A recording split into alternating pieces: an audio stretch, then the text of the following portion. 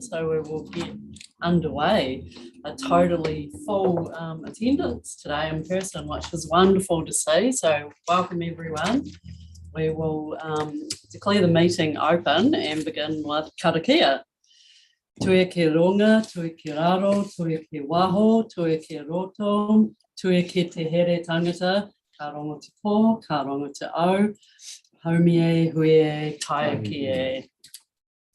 Okay, no apologies today then, and Madam Chair, I just need to apologise. Oh, I need to sure. leave the meeting on council business for about an hour. Yep. Between probably 1:45 to 3 o'clock. anyone else have time constraints they want to flag? No? Okay, thank you very much, Councillor Noon. We will be moving on to public forum now at this point, and we've got two today. So we've got Ms. Raywin Podolsky, and then we have Pierre Marasti. I think that's right, is it? Yep. So you're welcome to come forward. First of all, Raywin. And just if you'd like, sorry, it's hard to see behind, just come forward and you're welcome to sit at the head of the table. I have my neighbour Hazel Skulls with me. Hazel as well. Brilliant. So generally with public forum, welcome and make yourself at home. We have about 5 minutes to present, and then there's space for us to ask questions of clarification, but we don't get into a debate or give comments on what you've said. It's your chance to speak to us. So yeah, whenever you're ready. Okay, well, you've all read it, so I don't really want to go into too many details on it. Don't want to repeat it. The main reason why I've done it is some of you will remember that I'm the old woman that came here about shore power about 2 or 3 years ago in relation to noise. And it was good to come at the time. As far as the noise issues go, where we live in Roseneath, they've much improved, and now the main reason why we've come is because of the zero carbon emissions that the city is actually looking to achieve. And you know, frankly, I now in hindsight I see it differently, in that I don't actually think that shore power now would be much use for port noise, because generally the noisy ships are horrible old unsilenced tubs that will most probably not have a shore power connection on them anyway. So so the main gist of having shore power around the world now is for the carbon emissions of the fuel of the ships.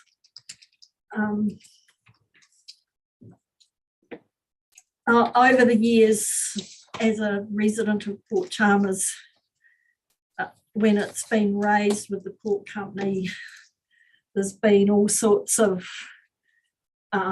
things put in the way. You know, initially they said, oh, you can't, there's not enough power, we'll never get it. And a couple of weeks ago, when the first article was in the Otago Daily Times, it was really good to see the port company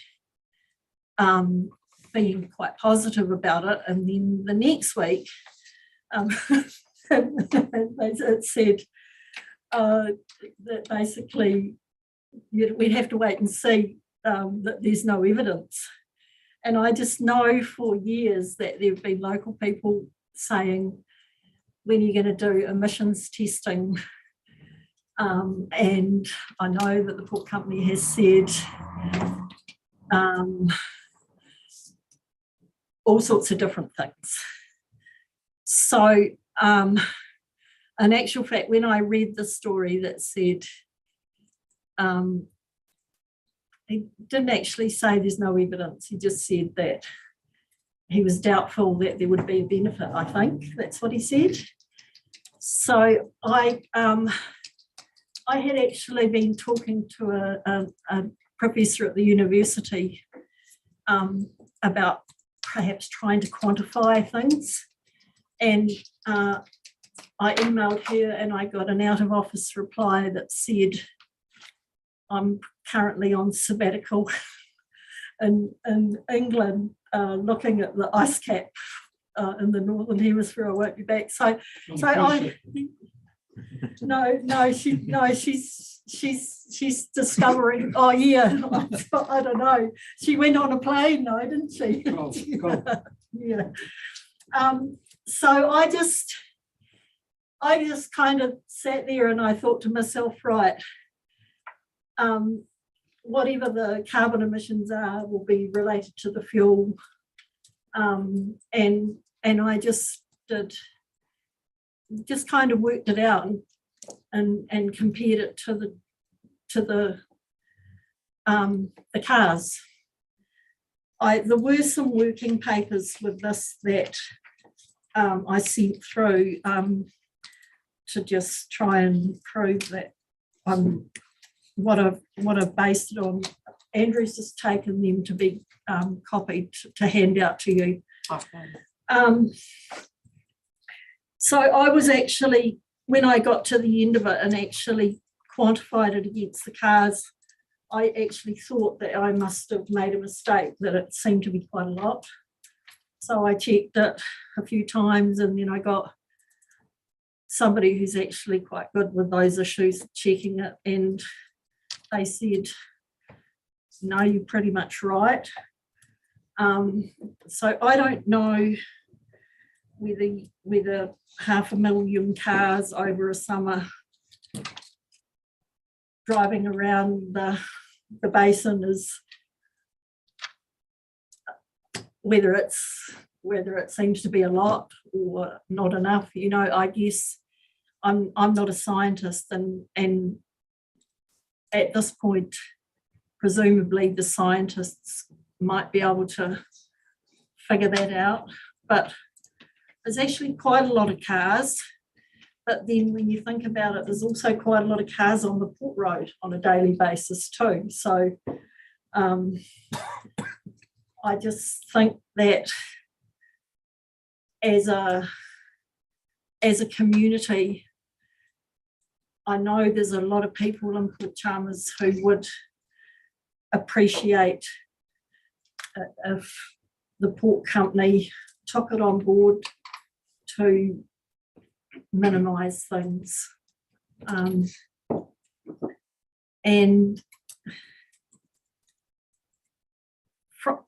I just, that's why I've come to the ORC, because I just feel that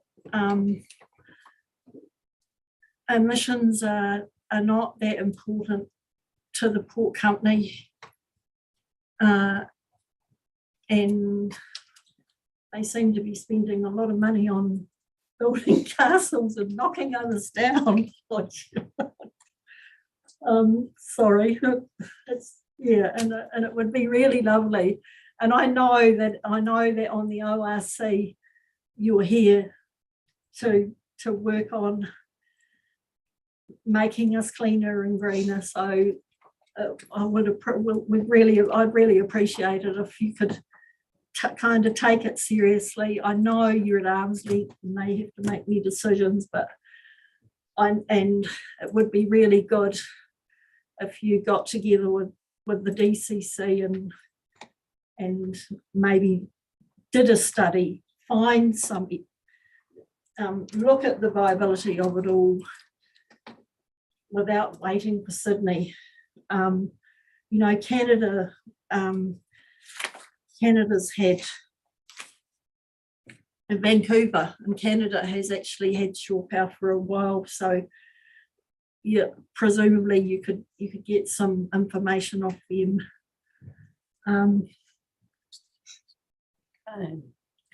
coming to the end of our time, so if you've got any any further points that you'd like to make, then. Well, I think I've made them, Hazel. Have you got a?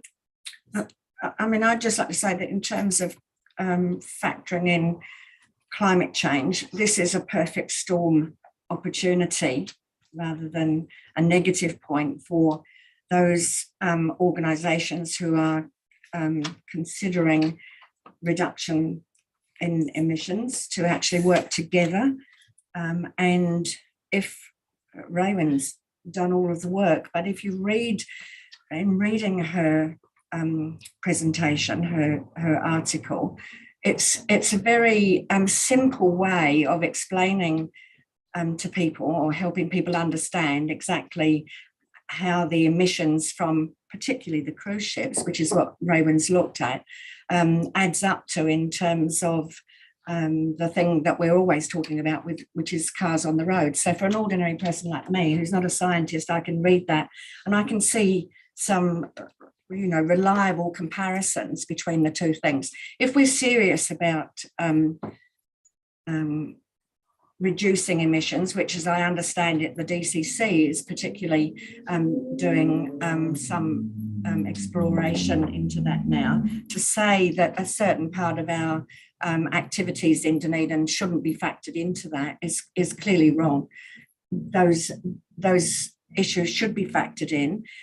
We've got the power people saying we're going to replace the power structure in Port Chalmers, and we could incorporate something into that to make so that coal powering would be possible in the future. If we don't do it now, we miss an opportunity. The DCC will write its plan for reducing emissions. The power company will replace its power storage plant, and everything will just carry on as it is now.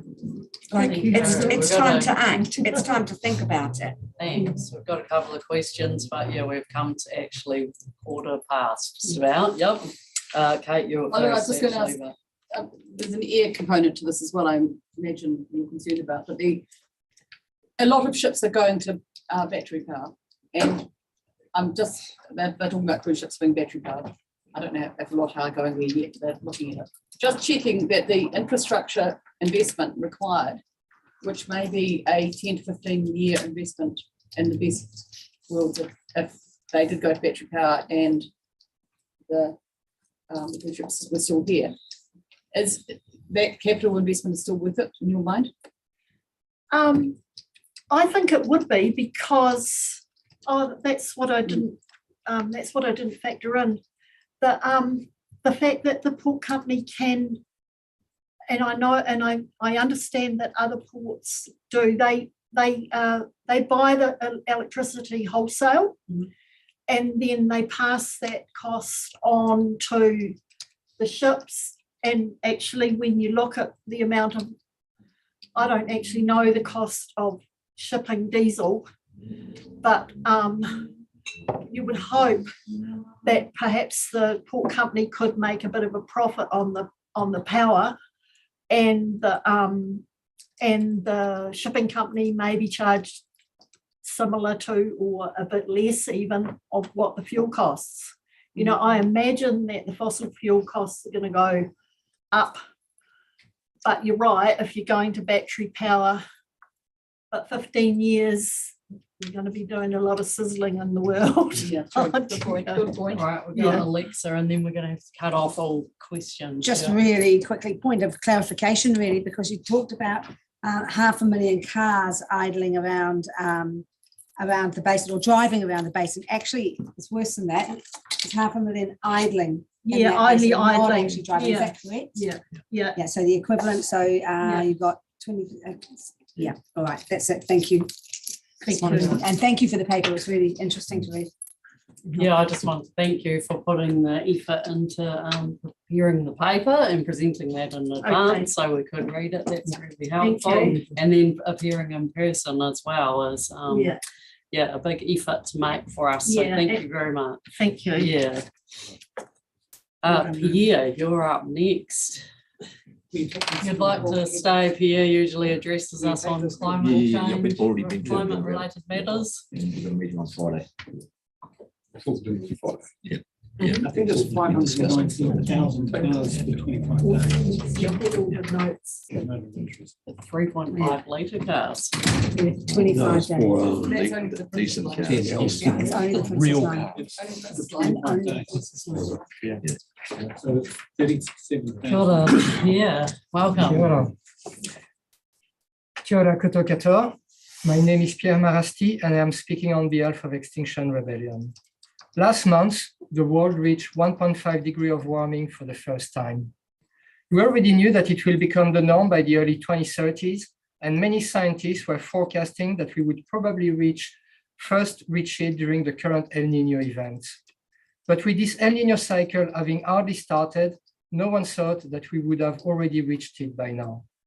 As usual, climate observations are far worse than the predictions. I hope that you all understand how bad this is. In the last 3 months, we have broken the warmest day record twice in a row. We have broken the warmest week record, and we have broken the warmest month record for the last 2 months. So what does 1.5 degree look like? Hundreds have burned to death in Hawaii.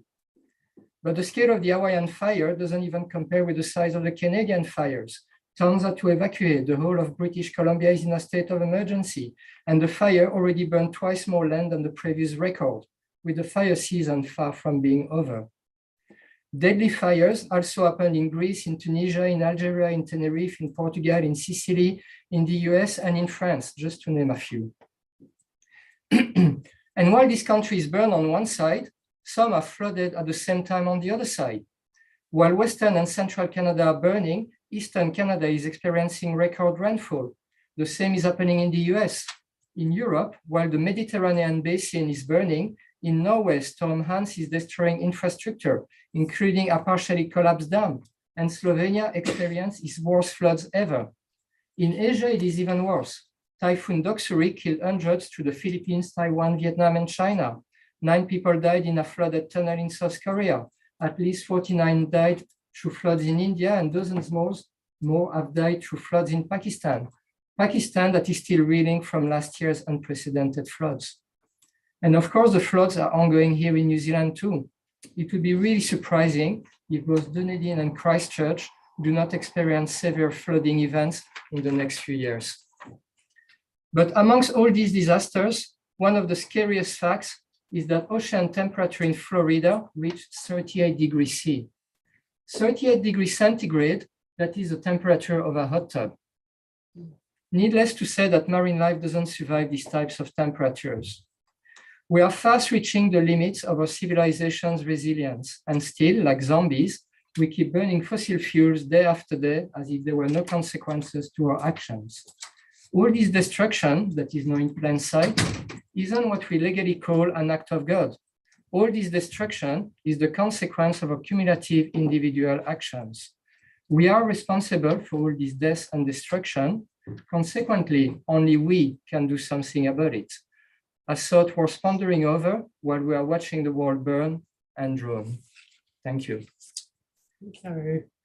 Any questions up here today? Brian.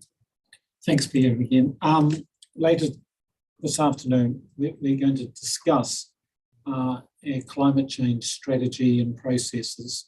One of the actions that potentially will come from it will be to establish a mitigation plan in terms of what the ORC can be involved with.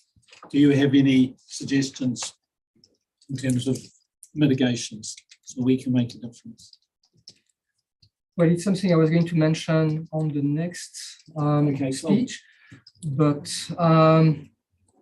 the obvious one for me is public transport, accelerating the electrification of public transport. That's definitely something you're in charge of. And already an example for next time, Lagos in Nigeria, they just bought 12,000 electric buses.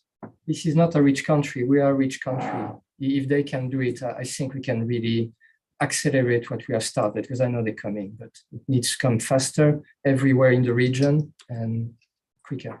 Thank you. Cool, thank you. Well, Okay. you can come up with some other ideas next time as well. Any Thanks. other questions? No. Thank you very much, Pierre, once again for being with us in person. You go to a huge amount of effort to address us and the public in doing so as well. So thank you. Thank you. Yeah. I've met somebody suggested a long time sitting in a spa bath is at 38 degrees. Okay. Moving right along. We've got to confirmation of the agenda, and I just want to move from the chair that we do add an additional matter. I'm just grabbing my piece of paper here. So I'm moving that the council adds an item in the public excluded. Oh, do I do that now as well? Don't I? Public excluded, yeah. The matter is the consideration of a letter from Minister Parker and Damien O'Connor related to the Upper Taieri scroll plane. And the reason that it can't be delayed is that the minister has asked for a response, and then it's an urgently required response. Yep. So do I have a seconder? Councillor Kelleher, all in favour? Aye. Against? Carried. Okay, so we have our other normal agenda then. Apart from that, declaration of interest, that's there. Does anyone want to flag any at the moment? No. Confirmation of the minutes, minutes of 26th of July council meeting are there. Does somebody care to move that? Councillor Noon, seconded. Councillor Somerville, all in favour? Against? Carried. The open actions are there. I think that those are up to date from having a look at them.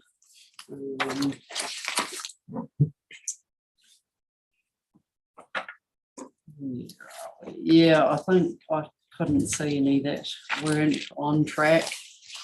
We've covered them all off. I think the ones that have got deadlines now, I think you haven't noticed anything, Richard, no? Yeah, we can close off the ones that we've done, so we'll feed that back through to governance and make sure that happens. Thank you. I don't need to move anything there. So yeah, on to the chairperson's report then.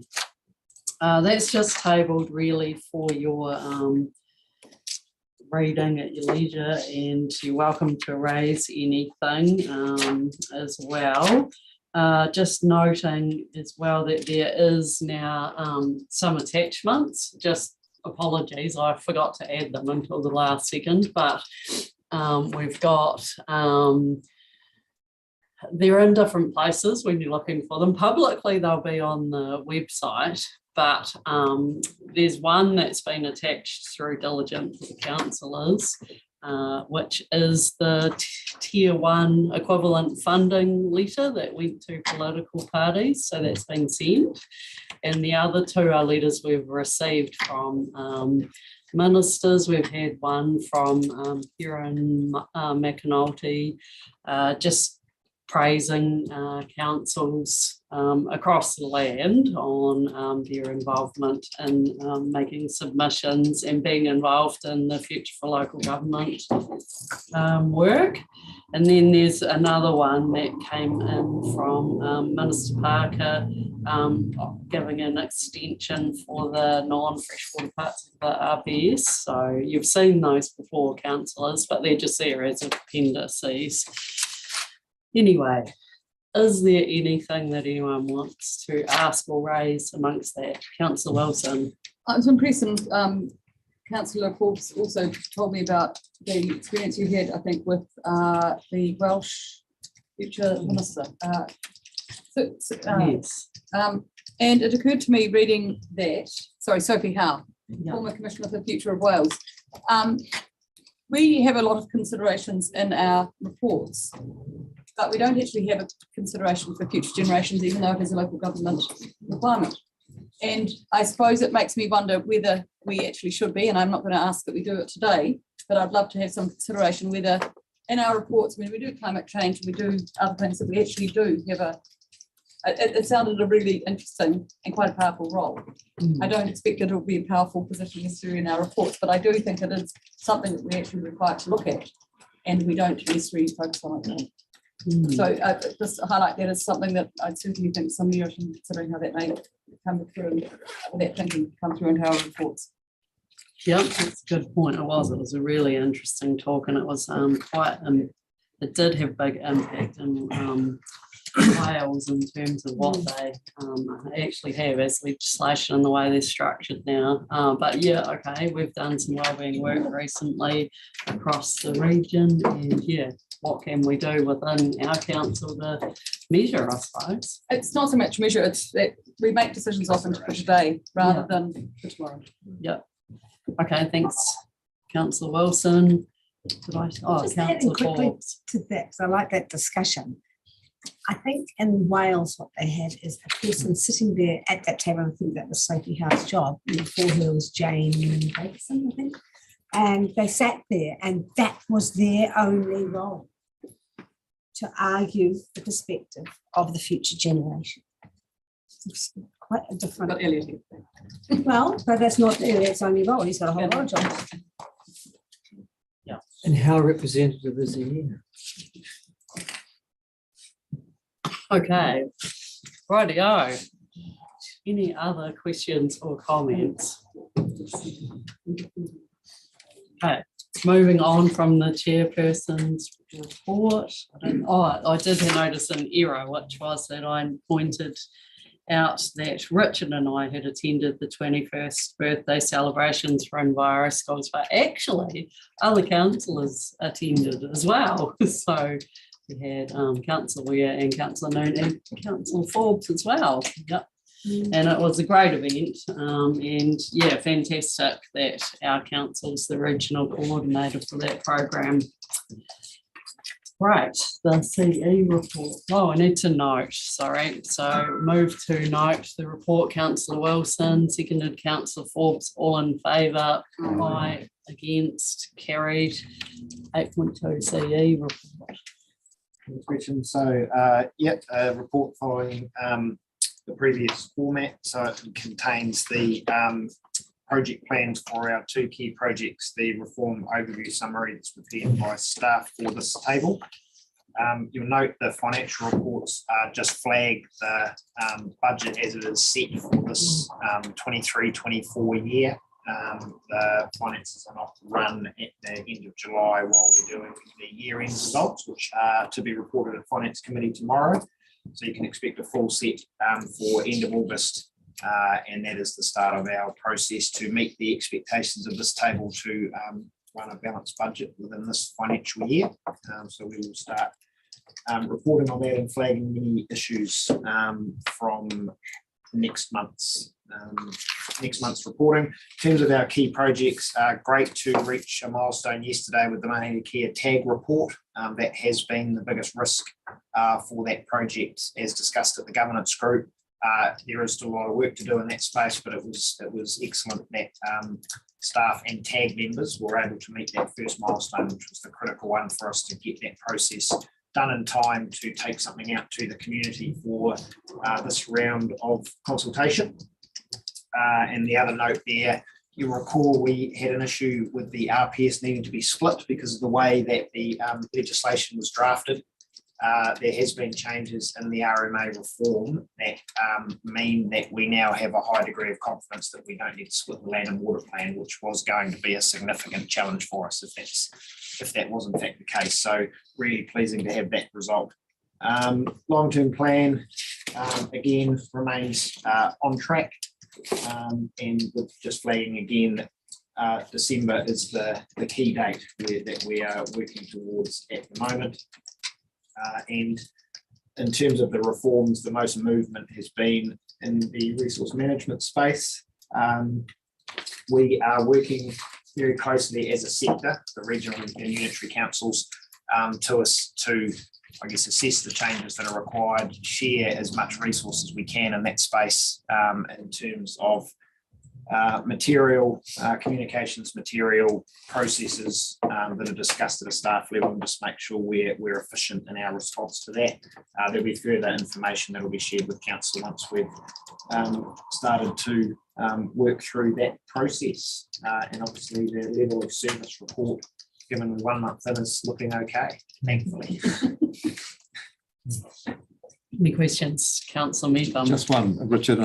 It's great to see these reports. It's up-to-date information. I know that we've had other workshops too where we've looked at these things, but just for the sake of perhaps noting, in the development of the long-term plan under completed milestones, there's a couple of delays there showing orange, which is sort of identifying some issues. That's on page 31. So you probably won't have page 31. But, so the current state updated following council feedback is delayed, and lessons from OAG report documented and discussed live with work streams lead and project sponsor is delayed as well. Any comments on those? Yeah, I do. So the and we recall at governance group last time too, we just discussed the timing of this report because we met as a governance group at the start of the month, and this report appears on the council table at the end of the month. So at that time, we had a number of questions outstanding from those current state sessions that we held at the council some time ago that Mike was closing out with managers. So that has been completed. Yeah. And in terms of the second one, part of our process this year is taking the OAG did a report, review of long-term plans in general and made some recommendations. And we have now brought a paper to the governance group on that, just to ensure that we are taking those lessons through our long-term plan process and responding to what the Auditor General's Office found when they undertook that review. So both have now been done, and we'll reflect that in the next report. Yeah, thank you. Any other questions? Councillor Scott. Yeah, I looked for it, maybe it's not supposed to be in here, but like another plan. Is there an action in any of this reporting that reports on that and potential governance involvement? I would have to go back and check in detail. There's not. I can tell you, I've got a meeting on that coming up with Dunedin City Council. But I think the answer is it has been delayed longer than ideally it should have, Brian. And I think we've discussed that at length. We're meeting to discuss how we actually move that forward. And I know one of the outstanding questions there is the role of governors in that process to develop a plan. So all I can say is that it's there because I've got a meeting to discuss it, but I don't have any more than that at the moment. Yeah. And I'd have to check around a specific measure. I don't think there's one in our service levels. Well, I just encourage some visibility because it seems to have been in that space for a number of years. Agreed. Yeah. Thank you. And we are done with questions, or are you flagging another one, Tom? Have you got anything further to go with your report, Richard? Or is it okay? So just looking at the July performance reporting for the annual plan 23-24. So we've got our first month of this under our land and water category under environment. One of our action points or measures is to identify at least 3 site-specific management plans for selected degraded water bodies. Have we got those 3? What are they? We have. So that's the projects relating to Tomahawk, Te Waikato and Lake Hayes, so that have come through previous annual plans. Yeah. And those action plans have been developed. We've actually realised through investigating this one that was actually September last year, and those action plans have been delivered. Yeah. It's carried through into this. It's carried through, and so we've got another 3. No, so there's not a further 3 this year. That was the paper that came to environmental implementation that a few weeks ago, now talking about the prioritisation of the next water bodies for action plans. So that work's underway, and there'll need to be some funding decisions made through the long-term plan for that as well. So this one, those 3 are discussing the 3 that we've committed to and had action plans for. Yeah, no, I'm aware of this process of rolling over. Yeah. And that these milestones are still really important for us to be measuring ourselves against. That's right. And the targets we need to achieve. Yeah. So, thank you. Thank you. No other questions. The report is for noting. So does somebody, yep, councillor Noon and seconded councillor Kelleher, all in favour? Aye. Against, carried. On to 9.1 now, which is electoral system for 2025 and 2028 local body elections. Amanda is coming forward. So yeah, if we wish to change our voting system, we need to have a decision by the 12th of September, which we have an opportunity to meet that date today and decide whether we do want to have a change. We've had a workshop on this matter, we've had a paper as well. If there's I don't know if there's an intro we need to make beyond that, really. It probably speaks for itself at this point, but if there are any questions, fire away. Councillor Wilson, oh, sorry. Oh no, it does you, Kate. Yeah. Future of government, just checking, no decisions are going to be made on that, obviously, until the next government is appointed, but was elected. But the recommendation there was for STV. Yes, I understand that was in the report. Yeah, and so that could happen at any stage potentially if that substantial amount of body of work that I think did have some cross-party support was carried forward to whoever became the party next government.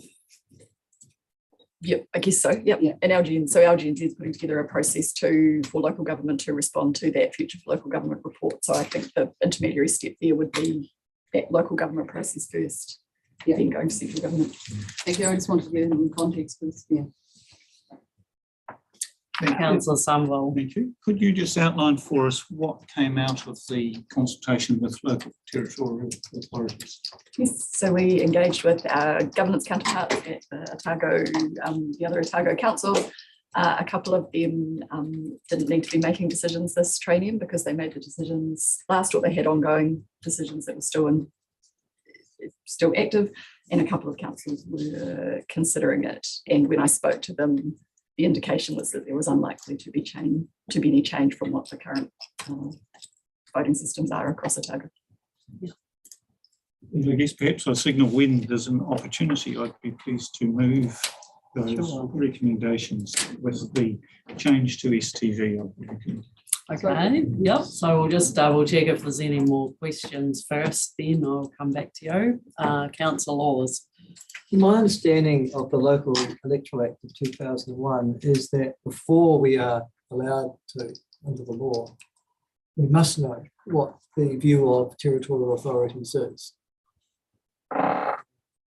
Now, there's no formal paper that's come to this Congress, if you like, or caucus, prior to that happening, and I thought it would be attached. I mean, the question was apposite, but my understanding is that we've got to discuss it with territorial authorities, presumably in our region. Yes, is that your understanding of the Local Electoral Act as well? No, it's not my understanding, but if you can share with me where you're looking, I can. Sure. Let's have a look at it just before. We could adjourn if we need to. I don't want to look at hold you that, up any further, but I'll find it. because, yeah, that wasn't our understanding, but Is it the only question? So we can carry on, but I'll. okay, sorry, yeah, we'll double check if there are any other questions while you're looking for that. But yeah, we can adjourn if you like, to look into that. Shouldn't take too long. I'm just looking through the sections now. I thought I saw it here, that we are required to consult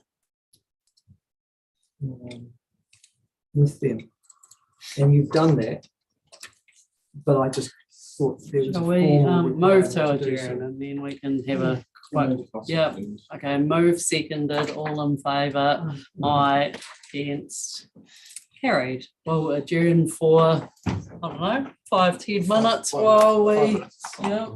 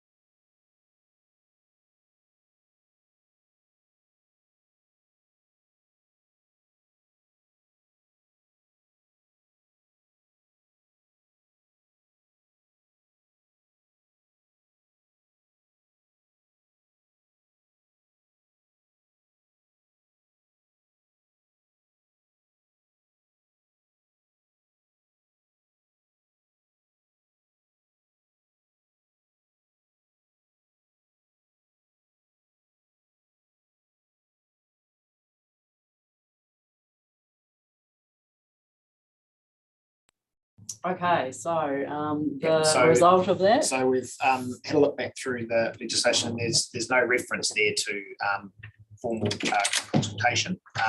We've been through this process 3 years ago, and the process was reviewed by legal at the time, and it's the same process. So we're comfortable that the paper that's been put is appropriate process in this case. okay, thank you. All right, any other questions then? No?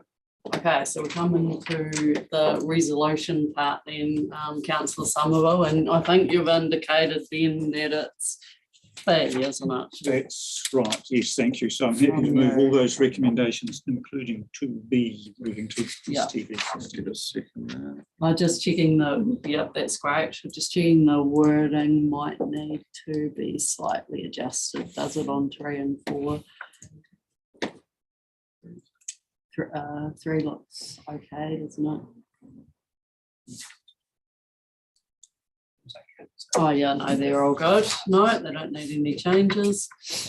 Perfect. Okay, and we've got to move it and to second it. We can now have some debate. Councillor Somerville. Right, well, thank you. Well, look, we've discussed it as a previous meeting a couple of months ago, and of course we've had a workshop as a council since then. So I imagine the council are very much on board with all this. I guess my summary is that STV is a fairer system because voters can rank the candidates. The preferences of many more voters are reflected in the results, and fewer votes are wasted. Most of the ORC's voters already use the STV system for their territorial authority, all of Dunedin constituency and slightly over half of Molyneux constituency too. There's evidence that STV tends to promote representation more reflective of the makeup of communities. And as we've already noted, the Future of Local Government report recommended STV for all councils. And if the government takes up that recommendation, it will be on the way for everyone. Thank you. That's all from me. Seconder, do you want to speak? Oh, Councillor Wilson. I have always supported STV, and I was sorry that we didn't do the poll last time, but we did that because of monetary concerns. I'm equally concerned this time on the monetary cost or potential costs that this puts us to, and hope that we don't get to that point of having to spend it, because that is the dread of this process, the potential. I also express a concern that STV will have the biggest impact in the Dunedin electorate, constituency, because of the number of people who stand in it or can be elected in it, as opposed to it will be very much first past the post, generally speaking, in the other constituencies, maybe with the difference in Dunstan. So for those that are concerned about the change, it really isn't a huge change in those other constituencies. But the merit and the benefit will be probably in Dunedin, where those people already are really attuned to it. What I really like about it is equalises everyone's voting ability throughout Otago. We all get one single vote, not a vote 2 in Molyneux, 6 in Dunedin. You know, a constituent in Dunedin gets to vote for 6 councillors. A constituent in Moeraki may or may not get to vote for 1. That's unfair. But this STV actually makes it a single transferable vote for everyone, and that in itself is a powerful thing. So that's where I'm always been passionate about it. I'm nervous about the costs, and they really, really do concern me, because I think the $600,000, and if anyone is thinking of doing a poll, is better spent on the environment, and we've got enough cost for our community already in that case. But STV is the way that the future will go, I'm sure, with the local government act. So that's why I'll be supporting it. Point of clarification. Yeah. Councillor Wilson said that it will be changed if she implying that we will, being outside of the Dunedin constituency, will get the opportunity to vote for Dunedin constituency. So therefore, yeah. So that's I know. Say what you mean. Sorry, Yeah. in Dunedin, if I was in the last elections, I get to do a vote for 6 people to get on. In Moreki, you'd only get to vote for 1 person. So the constituents in Moreki now, if you had election, only got 1 vote to influence the table. In Dunedin, they got 6. Under STV, that actually becomes more even right across the table because everyone, the single transferable vote means a single vote. You can cast it in different ways, going 1, 2, 3, 4, 5, and it decreasingly gets less, but you all only get 1 vote. And that's what makes it much more even representation.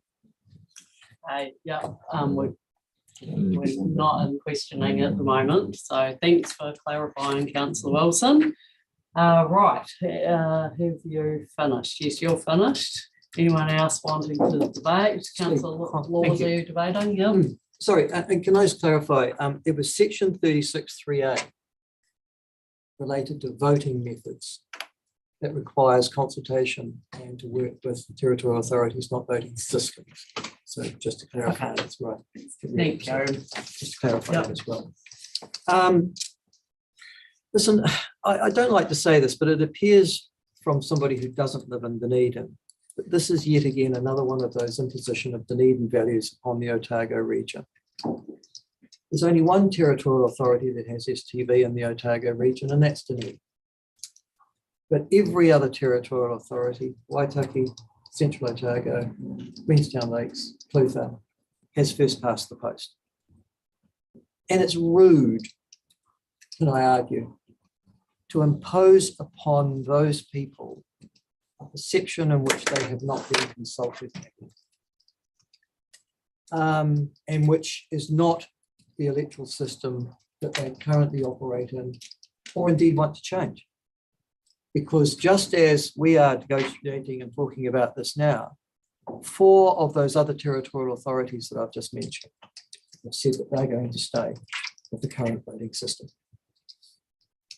Now, there is a halfway house, I think, medium pursuit here. We are allowed to hold a referendum at the next election and therefore ask for the input of every elector in the Otago region on this issue. At the moment, we're going to impose an arbitrary judgment upon them by just some of us seated around this table. And that offends the basic tenet of democracy, that if people are going to have a say, then for God's sake, give them one. It's their electoral system. It doesn't belong to the now 11 people seated around this table. It belongs to the Otago citizens who elect you, pay your salaries, pay your expenses, and expect that when it comes to something that affects them, you will sincerely consult with them. But on this issue, there has been no consultation. This is an arbitrary judgment that 11 elected people will be making around this table now and imposing upon people who have not clamoured for reform. The farmers, the residents of Cromwell and Alexandra, of Queenstown and Wanaka are not beating a path to the Otago Regional Council's door saying, for God's sake, make things better, change the electoral system. Their needs are a lot more prosaic, realistic and common sense than that. If this council does pass it, it also exposes itself to a risk. And that is, in good part, that a number of electors can demand a referendum. And it will have to be held prior to the next election. And it will put this particular council to the cost of some hundreds of thousands of dollars to make sure it does happen. And I'm not denying that there may be merits to STV. I don't think there is many merits to first past the post, but that's sort of irrelevant. Let every elector, the people who pay the extensive and excessive rates to support this regional council, let them have the decision as to the electoral system that they choose. I'll also say something else. I don't recall the electoral system at the last local government election for the Otago Regional Council. It might have been different in Dunedin, but I don't recall it being something that was at the forefront of any of the issues that are around where I was elected under Dunstan Ward. I know Alexa and Gary will have their views on that. It was much more about our impact upon the environment, upon the economy, upon the social fabric of our communities. I don't recall anybody actually saying, oh my God, democracy is going to be held somehow to be hindered or hurt by carrying on with the current first come first served system. So I implore you, please, we've got mature adults who make up our electors.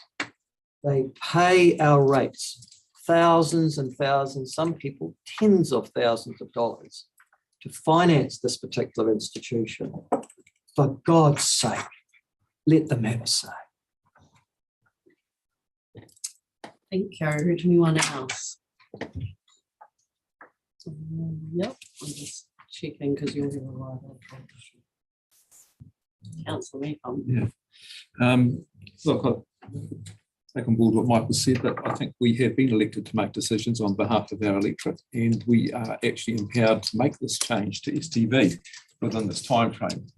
I don't think we should be afraid of making those decisions. The review into the future for local government has recommended that STV be adopted, along with a couple of other recommendations, including a 4-year electoral term. On the basis of the work that's been done there, I'm confident that STV is a system that will bring about a good electoral result, and I will be supporting this. Scott, did you have your hand up? Yeah, why not?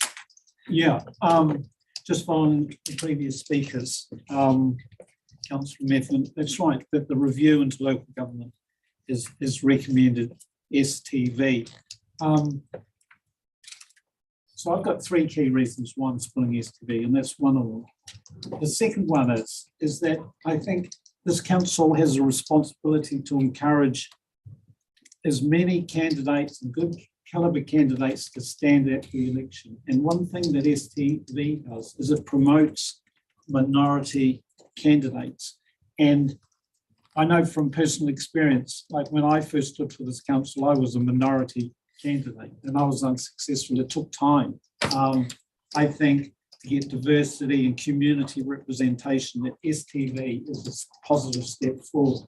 And also my third point is that that the DCC, which has over half the population of Otago, already has STV. I mean, there already is a mandate in this particular community. And it's time to get on with it. I think first past the boat post has had its day. Thank you. Okay, we've got all the hands up now, I think. So we got Councillor Malcolm, Callagher, and then Forbes. I will not support this motion. We actually represent Otago. There's a pretty clear way that we can seek the support or otherwise from our public, and that is simply to hold a poll alongside our 2025 local body election, which we'd actually signalled to do at the previous time this came up. We've got Clutha, we've got Central Otago, we've got Queenstown, and we've got the Waitaki district. That's 4 of the 5 regions that we represent are staying with first past the post. So and that's who I represent, the whole of Otago. If the whole of Otago, and I have not had one person in my constituency come to me to see if the Waitaki district should be changing to STV, should the Otago Regional Council. So there's just at this stage it's not been the appetite. If the Dunedin Centric councillors wish this change, I think the way to change it or to test that change is actually to test it through a poll. And with what we are about to do at the moment, to go out to our communities and consult on our land and water regional plan, if we are now going out and telling them that we've changed our entire voting system to something that they are foreign to, it's just, I just think that's going to be putting us completely on the wrong foot, with especially what we're about to do. You've heard the Mayor of Queenstown saying already that unless you have a significant number of people standing in a particular electorate, STB is of no relevance. There is a mechanism, and I'll foreshadow that I will be seeking to change a motion that will retain the first past the post for the 2025 election and signal our intention to hold a poll alongside that local body election. But to change it now smacks against all that we are trying to do with the ORC, which is to engage with our Otago communities. Thank you. Thank you. The two previous speakers, although slightly different. I think we're just a step too early in this. The recommendation has been made by local government to maybe consider STB into the future, but that decision has not yet been fully considered or advised as to whether it will be taken up by the councils or not. Clear message across the regions, our other four councils, that they most likely will stay with FPP. If ORC was now to bulldoze through STV as its system, I do not believe that is the right action for us as councillors to take. It should be our voters, our ratepayers who make that call. They have the ability to request a poll, and so I would rather leave that to them. So I won't be supporting the motion. I'll be supporting first past the post if I get the chance. Oh, Councillor Forbes. In line with other speakers, I thought I'd better add my voice as one that's not from Dunedin. I totally support this this motion and to go into single transferable vote. It is the way that the country is going to be going. We can drag our feet if we want, but we might as well just get on with it. And I don't think that Glenn's comments this morning were particularly relevant one way or the other. He didn't seem to see a big impact of it. I don't think there'll be a big impact. I think it's just moving along with the times and getting on with it. And I feel quite empowered by my community to make this decision on their behalf. Therefore, I will be supporting it. Thank you. Okay, back to Councillor Williams. Oh, sorry, Councillor McCall. My first point I've got here is I think we've all been elected to actually make decisions on behalf of the Otago Regional Council. So I think it's all very well saying we'll have a poll, but then what do you poll, what do you not poll? So I think at the end of the day, we've been elected to actually make the big calls. It seems like the first, to be fair, I've grappled with this one for quite a while. It seems like first past the post system is, if you've got a surplus of candidates, it seems that it gives the ability for the most popular or the most approved ones to actually get voted through, as opposed to ones that may have the initial number of votes. So you may well get a bit of representation. It also seems, however, that unless you've got like a surplus of candidates to the positions, you're pretty much on a first past the post anyway. So I'll probably, at the end of the day, after I sort of looked at it all, I'm pretty much sitting on the middle of the seesaw, so I'm going to abstain. Yeah.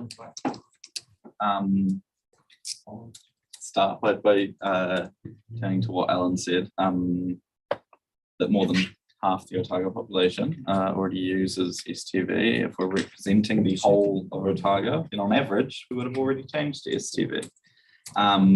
But I also do want to address that a few people, mentioned the fact that people weren't calling for this change, and it's not front of mind as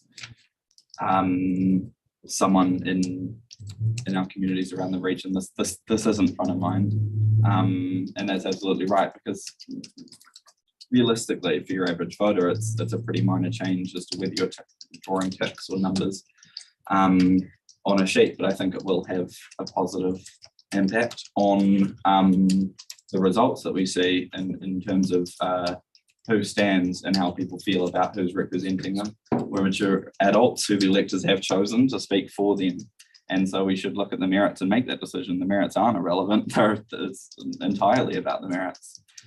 And so on the merits, I've already spoken to the merits about how, you know, STV is fair and more representative, both for voters and for candidates. It's more democratic.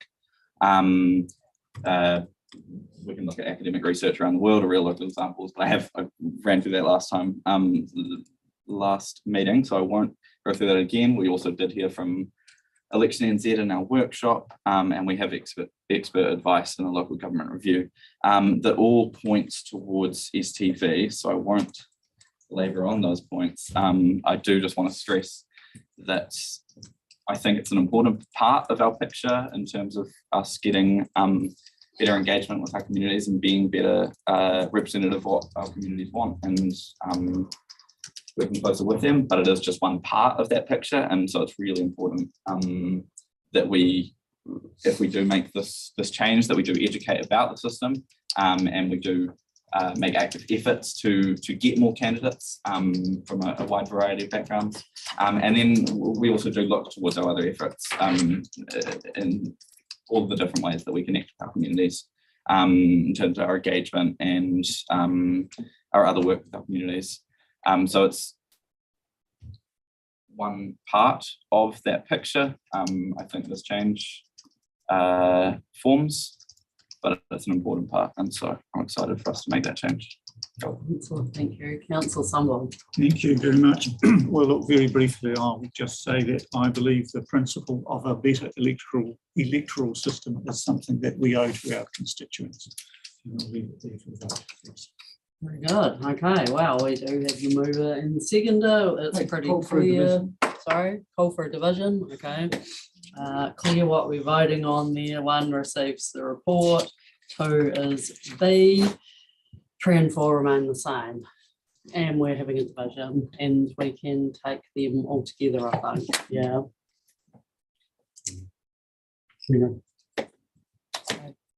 Just go around. So Councillor Ford.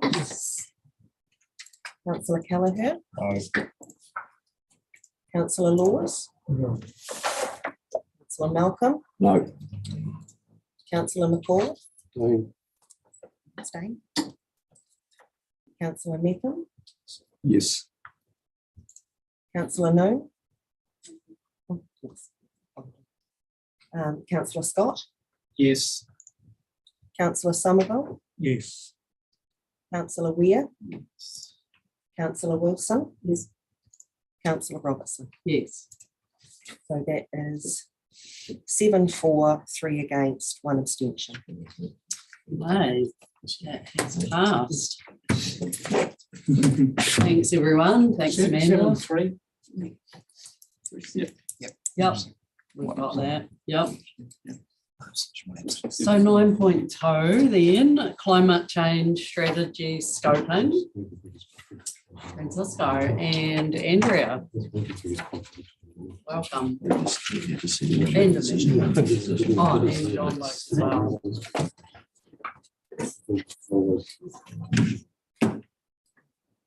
Yeah.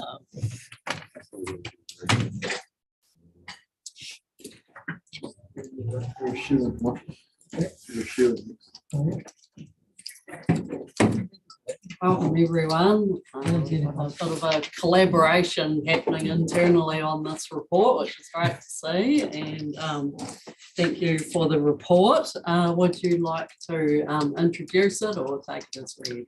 Yeah, just a quick comment that the Otago, that the regional climate strategy will paint an Otago picture of planned and future work, not only from the work that we're doing at ORC, but the work that's ongoing across the other TLAs. And we know that Kaitahu and that's being planned by private organizations across. So this will enable and that to be done in a kind of coherent way and present that Otago picture. So yeah, really thank the councillors for their participation in the workshop and also for their comments on this and interest on climate change generally. Thank you, Francisco. It's exciting to have the report and the idea of a strategy there, creating a picture of Otago, I guess, and looking at our own actions as well and also looking at where synergies can occur through taking that broader Otago view of things. So yeah, I understand there's been lots of engagement happening with TAs as well already, which is great to hear, and that there will be more in the pre-drafting stage of any strategy as well. So we're in this together. Rightio. So are there any questions? Councillor Wilson. Sorry, just one on page, page 51 of 70, and it's probably a minor point, but you've got the context and you've got the heading sections, adaptation and mitigation. I'm really clear that should be mitigation always before adaptation, and you've got it right the next page in the order, but that leads me to my actual question is,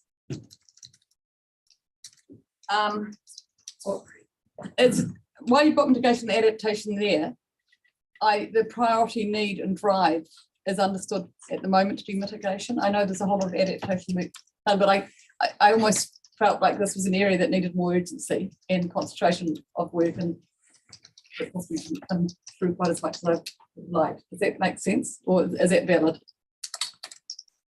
I think it'd be fair to say that we're still waiting to get a steer from what, from the community and the TLAs, what the focus should be. I think the smaller councils have a focus on adaptation now, whereas the bigger councils have a bigger focus on mitigation. So I think ultimately that will be up to you councillors to determine as this, as we have these conversations and as we present to you what the findings of those are.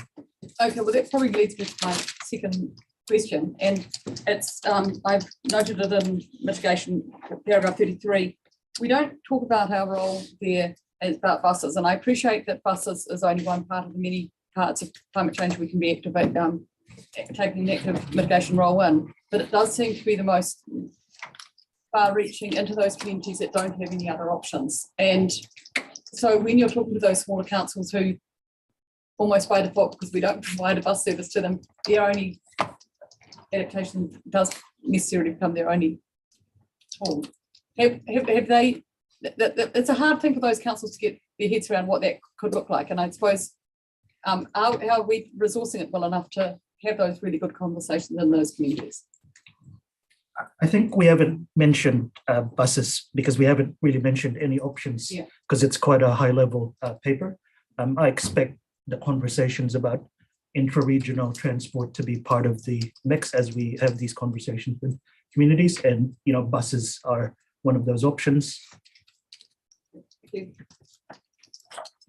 Questions, Councillor Somerville, then Scott. I see amongst the recommendations, it says consider whether to create a working group to provide answers. Maybe this is a clarification. Are we being asked here to make a decision on whether or not to create that working group? Is that the purpose here, to make that decision? Well, yes. Yes. And I guess if that is just a follow-up, and I see there's a little more in section 62 about that being a councillor working group. Just a little outline on what the purpose and the point of having that small working group as opposed to the whole council input. Through the chair, so it's really to a level of kind of day-to-day involvement that councillors would like to help shape and influence that direction. Obviously, we'll be bringing back updates to full council meetings where we can also incorporate that, but there's an option given that this is a priority kind of focus area for council to have a bit more hands-on involvement into how the strategy is developed and shaped. So that's not something that there's no standard approach in terms of the development of strategies and the level of involvement. Are we naming the group today or considering? We can just, if there was a desire, I would say that we would just be requesting that a group is formed and we will come back on membership.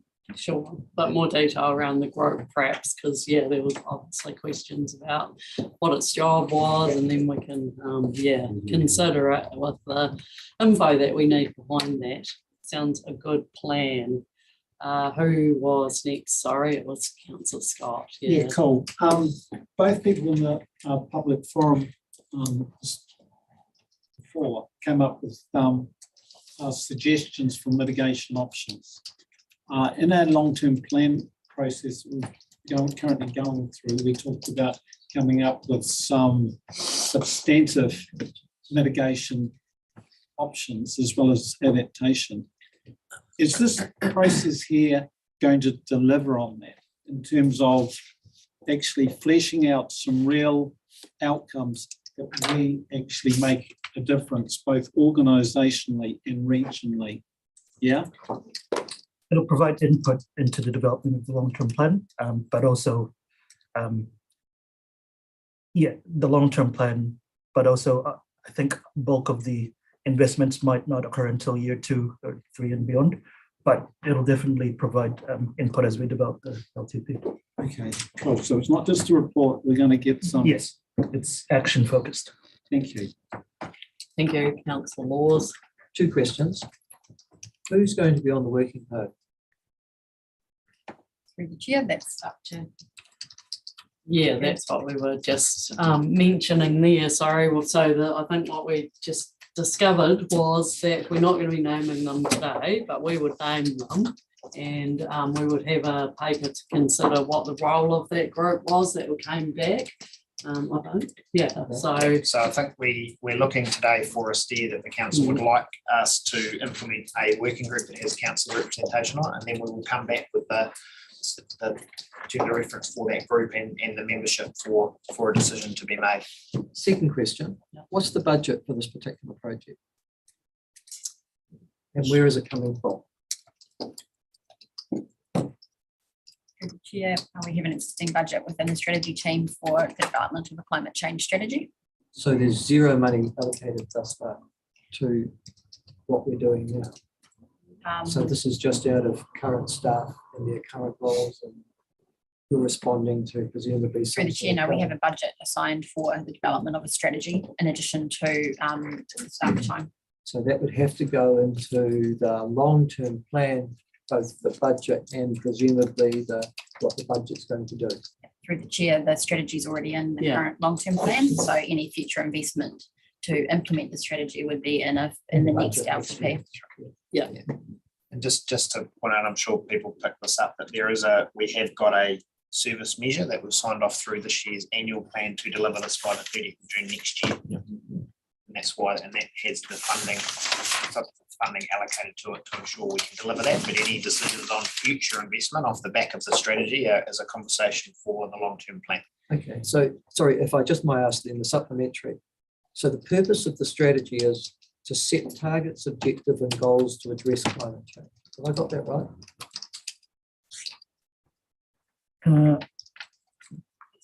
Yes. Yes. Yes. In Otago. Through the chair, yes.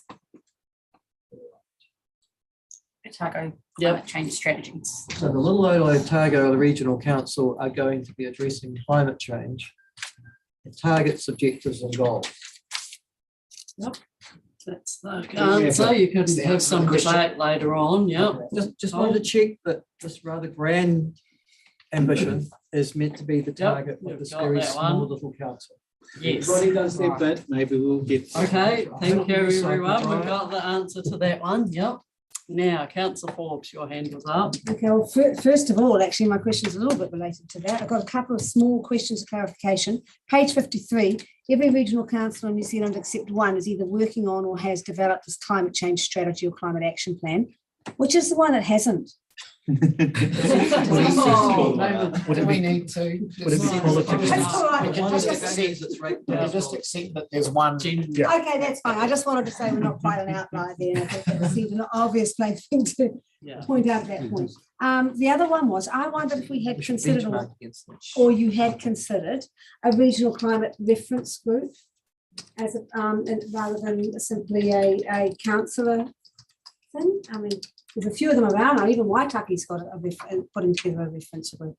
So I'm just wondering through the year, particularly after the strategy is being developed, some sort of governance group looking at the implementation of that would be an option. So we can look at those different types of structures and how we propose some options for that. But given the existing work that's already underway within the region, and our desire to join those dots and not duplicate a regional level reference group or governance group would potentially be useful. So something could possibly bring together some of those existing groups into the one, and that our council group might enable that. Okay, and the very lastly was, do we already have in place the specific staff, apart from you, Fran, to put this into place, or do we need consultants to come in and help us with this? Where are we at with that? I mean, I know we have a bit of a team here, but you're pretty overloaded.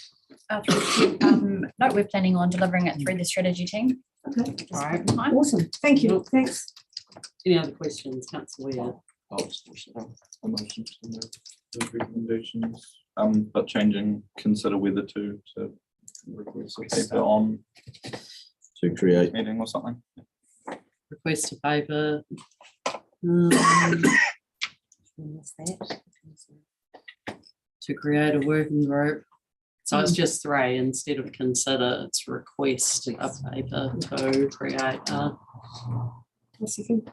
Okay, move into second. I had a question. Oh, right. Oh, sorry. Okay, sorry, Tom, you did have your hand up. Yep.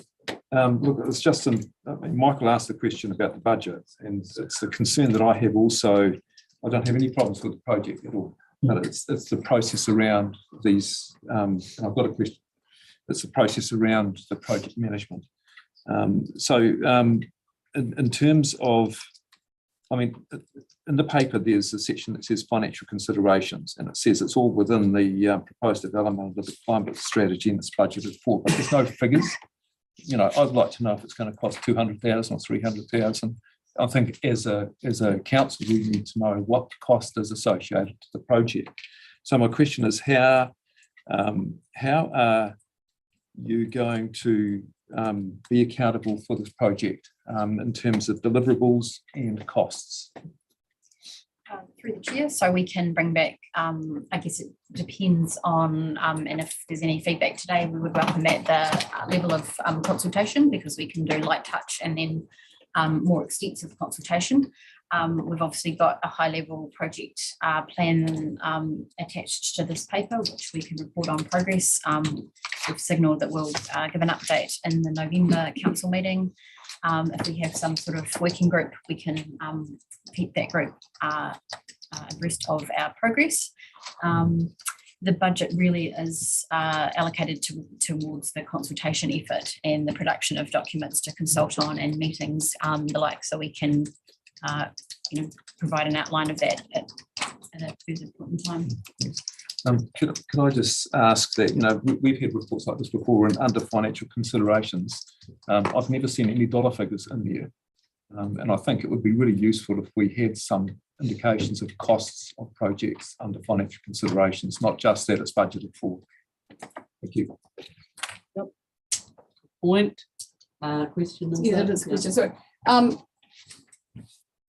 just wondering, this is very much TA and ORC driven, but there's a lot of other work happening in industry groups out there. And I'm just wondering how aware you are of that industry groups who are looking at mitigation or adaptation in their areas, because are they involved? What involvement they've got? We've only really had preliminary conversations with very few people because we wanted the council to approve the scope. But yeah, absolutely, all of industry is moving on. Nestle has set emissions reduction targets for its suppliers, 50% by 2030, I believe. So yeah, it's really important that we incorporate their views as we develop the strategy. And we tried to do that. And that was a piece of feedback that came through very strongly in the workshop, is that councillors wanted a sort of framework to be put in place whereby the actions of business, of mana whenua, of TAs were taken into account. And we've done that through that climate cooperation framework. So yeah, we'll absolutely talk to industry groups and make sure that their actions are incorporated in this as appropriate. Okay. Over and a seconder. We've done the questions. Any debate? Yep, council. After, You go for it. Sorry. Over in the seconder, I've forgotten, but they can speak Elliot first and if me. they Yeah. want. Elliot, do you want to go? Yeah, just this is really important work that we're doing as a council, and I'm excited to get on with it. Alexa. Do you want to go to Brian first? I'll speak at you. Brian. Cool. Actually, what actually snapped me to attention was the table, where whichever way you look at it, the right-hand column, all red, extreme risk, excluding one for risk to telecoms infrastructure, which has gone from low to medium to high. So it's ultimately going to be extreme next time they have a date. And I mean, that's, if that doesn't snap everybody here to attention, I'm not sure what will. You know, the argument that we need to consider our ratepayers. Well, our ratepayers are going to be influenced by all of these risks, from increasing temperatures, fresh water, risks to coastal marine, inland water quality, ecosystems. It just goes on and on and on. Extreme risk. So I make that point. Very happy to support the resolution. In relation to establishing a working group, I was interested in what the QLDC mayor said, that they had established a working group and that they had got an independent chair, somebody with some serious credibility, mana. And maybe that's something that we should consider as well, because as per my question, I want some substantive actions from this council, both as an organisation and regionally, so that we are making a difference. Otherwise, we're not doing our due care. Thank you. Thank you. Councillor Laws. Yes. This has all the finesse and scope of what would seem to be a bureaucratic make-work scheme. And it's really, most of it, going to be a waste of time. Why is it going to be a waste of time? Because it's not going to change anything. Now, I'm very keen on the ORC honing itself to what is relevant and what will make a difference. That's it. And so as you look through those very pretty pictures, mostly scored in red, figures 6, 7, and 8, I think they are at the council papers, Brian. Youth, this council, Otago, won't be influencing many of them at all. This is way beyond our pay grade, to use a common parlance. And primarily, central government has the prime responsibility and will drive policy and strategy and direction in that area, as they already are. For example, carbon emissions trading scheme and schemes like that, which are designed to deliver to the market the practical reality of the changes that are required. This paper is huge in scope. It's one of those, but you'd almost get the feeling that we're trying to respond to something that we can influence and we can't. So if we're going to spend money, spend it on stuff that is relevant. And it seems to me there are only two bits that are relevant. Is our infrastructure sufficiently resilient to deal with the effects of climate change and the extreme events that might occur, number one. And number two, do we have in place sufficient and professional and responsive emergency management should there be something like a cyclone Gabriel that might impact on our region? But it is laughable to think that anything that we do as a regional council is going to make one amount of difference, whether the environment changes as a result of human intervention or not. Good God, What's New Zealand responsible for? 0.4% of all the carbon emissions. Keep burning your coal. 0.4%.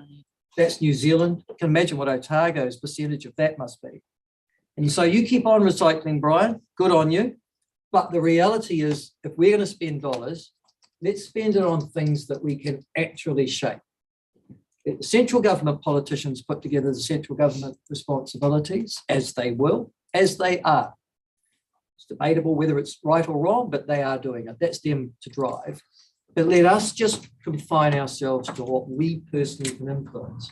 I'm worried, Madam Chair, that this has got a sort of Uncle Tom Cobley and all part to it. We're going to set up a working group that's going to spend more bureaucratic time and more ratepayer money getting to fine words that butter no parsnips again. Confine ourselves to what's going to happen. And then I take you to the ecological risks. There's a series of ecological risks there.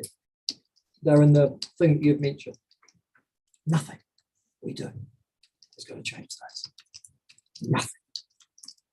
So the only thing that we can do is what we can control and influence. And I have to say at the moment, Madam Chair, this strategy, man, it's just God, apple pie, and a whole series of other do-gooder initiatives that have no practical effect. Good on you. Okay, thank you. Sorry, My right Ivan, of was your approval. hand up? Yeah, look, I'm happy to support this initiative, and I really am looking forward to seeing the regional climate strategy completed. And then it will be with that working group that we will sit and decide as an organisation what the ORC deems as relevant and that we can actually partake in and make happen. But painting that picture will then enable us to actually sit down and say, well, here's the things that we can do to help with these issues and ensure that we are resilient and ensure that we have got a very good civil defence mechanism working and that we're fit for purpose. So thank you. Kate. And thank you, Francesco and staff for the report. This is I fully support there being some work and cohesive story. The later we do that, and it is already quite late to be doing some of this work, the less effective we will be. You're right, Michael. So therefore I ask you to do it now in order to give us a chance to be effective. And anyone who listens to Pierre this afternoon and every time he comes along, he makes me feel more and more depressed because the thought of sitting in a pool of hot water for 38 degrees is something that none of us would consider doing for long periods of time. And yet there have been areas of the world suffering with lack of air conditioning and everything else, the nice things that our houses may or may not have, but those temperatures that the world is getting to and cooking is terrible. I see it on the farms that people are trying to adapt. I sit on some groups that are looking at every measure they can do to adapt their farms or to mitigate climate change. It's really tough. It's really tough decisions. But we around this table have some really good tools to do some low-hanging fruit together on public transport. And that is where we need to be sitting with the councils looking at those options. There will be other things that will be on our radar that we will have a regulatory role to assist with.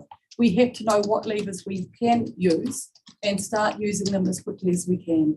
This is something that we cannot put off any longer. We will be only one small part on a big part of a whole communities having to do their bit. But every soldier that goes to war is only ever one person acting. It doesn't undermine the fact that they're just one person. It doesn't matter where they come from. We all have to do our bit. And so we all have to start. And so I'm glad to see this paper finally before us, that we're going to get some work and runs on the board and actually start cohesively looking at what we can do. So that end, I support it and I hope others will. Well said, Kate. Alan and then Tim and then Alexa. Excuse me, Chair. We've had three in a row affirmative. I wonder if we could put the motion. And this is a contrary view. Okay. These four. We have had 3 in a row. I can't remember Rights of whether reply? we need to do the right of reply on that. I don't think so. I think we put it immediately. Procedural motion. Yeah, put it immediately, isn't it? You can play that game, go right ahead. Okay.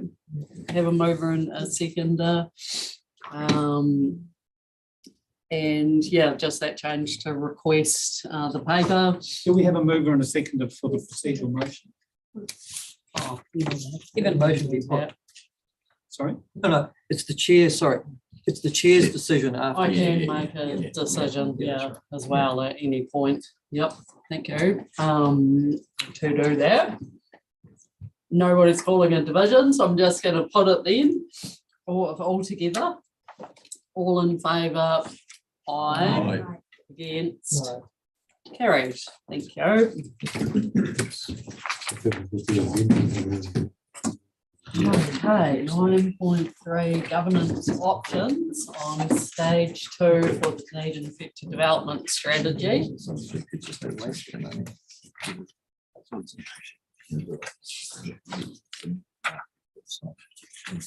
Start the next part. Well,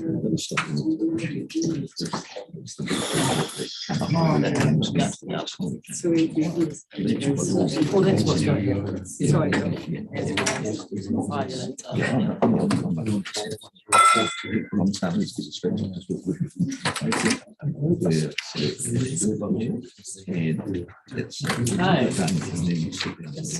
Call everyone to order.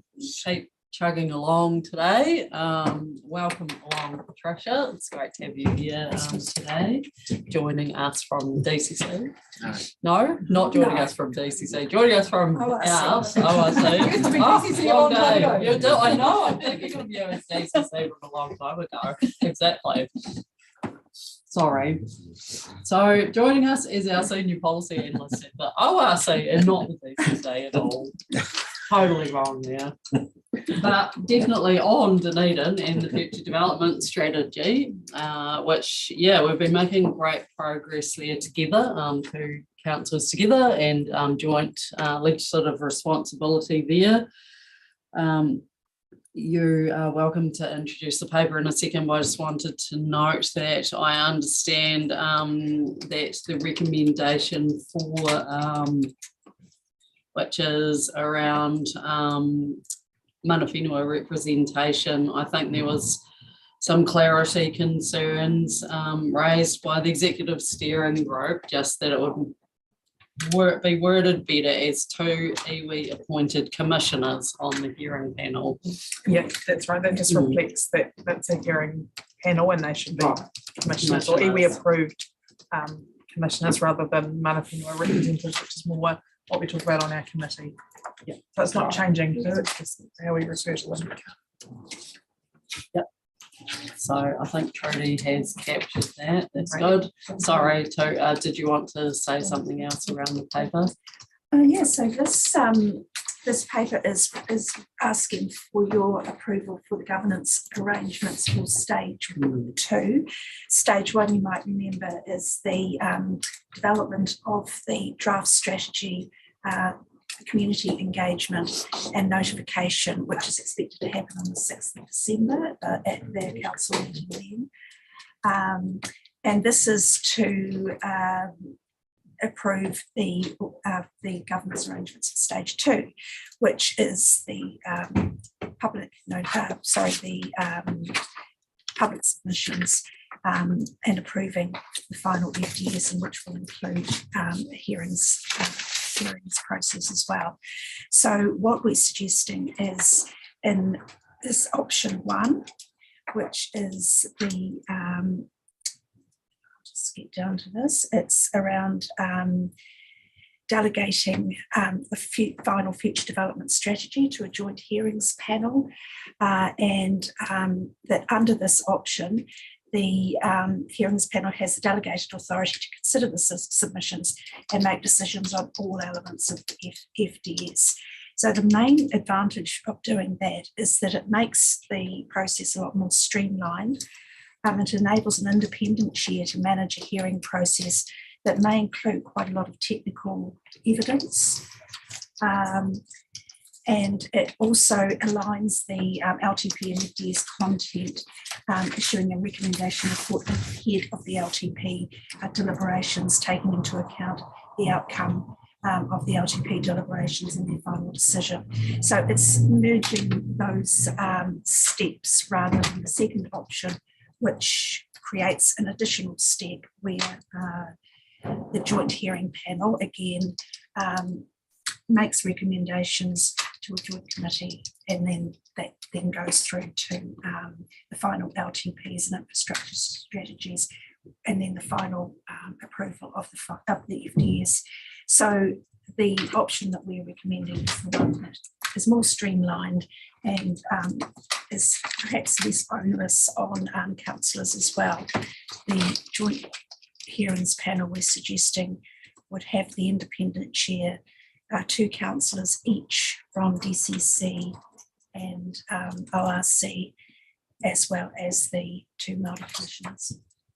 Just if I could provide a couple of points of clarification. So the notification decision is December, but the notification is programmed for the end of January, so it's not happening over that Christmas period. And recommendation 2 doesn't reference a preferred option. So when you decide what that is, we'll have to amend that just to accommodate whatever the option is. And the other thing is we did include the discounted options after the workshop last week. So that while they're not our recommended, they are in the paper for you to talk through if you want to do that as well.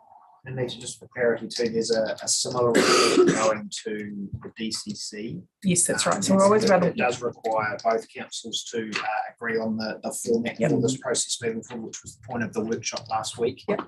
As a collective, so that councillors from both councils heard the same information from the staff involved, because there needs to be alignment on these processes. Yeah, so it just happens that we always go first. So good or bad. Although in December they have decided that they will be having their council meeting the day before. Thank you. Michael? Sorry, I'll just ask a question. Does this mean that for something as fundamental as the future of Dunedin, the Otago Regional Council, the elected members sitting around here, will not be involved in making those decisions? It would mean that there would be 2 councillors appointed to the hearings panel. Right, so that would be 2 of 7. 2 of, yep, or 6 or 7, depending on whether there was 1 or 2 iwi appointed commissioners. So 1 independent, 2 from each of the That's right, councils. 2 then Mana up to- Whenua, up that's a to 2. recommendation Yeah. here to DCC. And the argument, the only argument in support of that is it makes things faster. Is that right? It's about efficiencies, and it's about skill and experience and time commitment. So there's a number of factors, but you don't have to accept our recommended option. That's the beauty of the paper. At the workshop, the discussion around the practicalities of having a large scale hearings panel to sit for up to 2 weeks to hear this means that the recommended option is to keep a limited number of commissioner level to hear and make a decision on post the hearing. Okay, so I can understand that for expeditious and because you're concentrating on that, you might do it that way. But can I ask you, Madam Chair, but also Chief Executive, wouldn't have the better idea been after they've done that, to bring the report back to the Otago Regional Council and the DCC with their recommendations and their findings, for us to at least ask the questions, put some input in, maybe amend, depending upon what the situation is, and then sign it off? Because what I'm reading from this is, you've got 10 elected councillors who've got the responsibility for Otago, of which Dunedin's obviously, as I've been reminded, to do with the STV issue, such a constituent and important part. And yet we're going to be excluded from that decision making, and 5 of the 7 are not going to come from us. When we have that, it's not going to come anywhere near us at all. Is that right? So there is an option of delegating the hearing of submissions and recommendations, and councils make the recommendation. That's not the preferred approach for the DCC, and it wasn't the preferred approach at the workshop last week, but it does exist at the moment. The Regional Leadership Committee has delegations to make decisions in relation to the FDS, so it would likely come to regional leadership, but that's committee as a whole, so that's effectively all of you anyway. Yes, it's just that you can see the problem, can't you? I mean, I can see the So situation. it's a you're problem outlining. for us to Yep. make a solution Yeah, that's right. of or not. Yep. Councillor Scott. Yeah, I just find that that particular discussion, my view is it's a step too fast to say that the workshop. Yeah, we need it to be a question. Yep. A step too far to say that they were in agreement with a particular option or not. You know, I mean, this was presented to us, you know, questions we had. I didn't see a formal debate on it. And if the, you know, the hearing panel, that's all good, presented a recommendation to both councils separately, is there any way, you know, just to risk manage that, you know, simply, for example, it might be, does each council just accept it in its entirety or not? Or, you know, is there a planning process to address the nuances around that? So through the chair, so this is an LGA hearing, not an RMA hearing, and I'm an RMA person, so it's straying outside my expertise. But there's no way to manage the risk. If you've got two councils making two different decisions, there's a greater chance that you'll come to a different decision than delegating it to a hearing panel.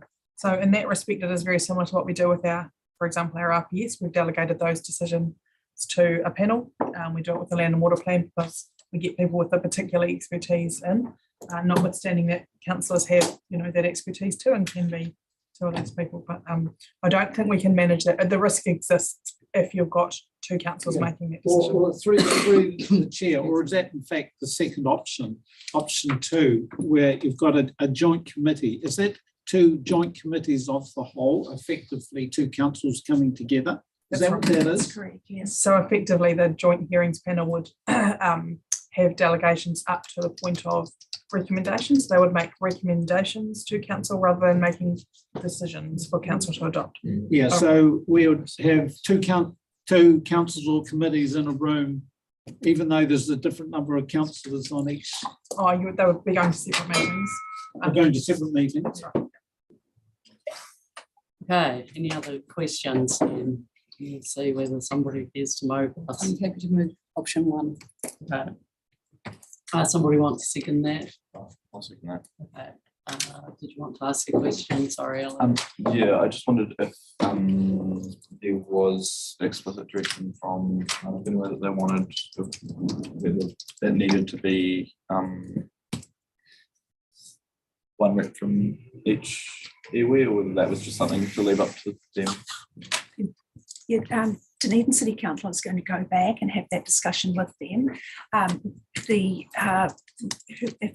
the commissioners, the Māori commissioners can be from the local mana whenua, or they may not be, but they do need to be, we recommend that they would be commissioners.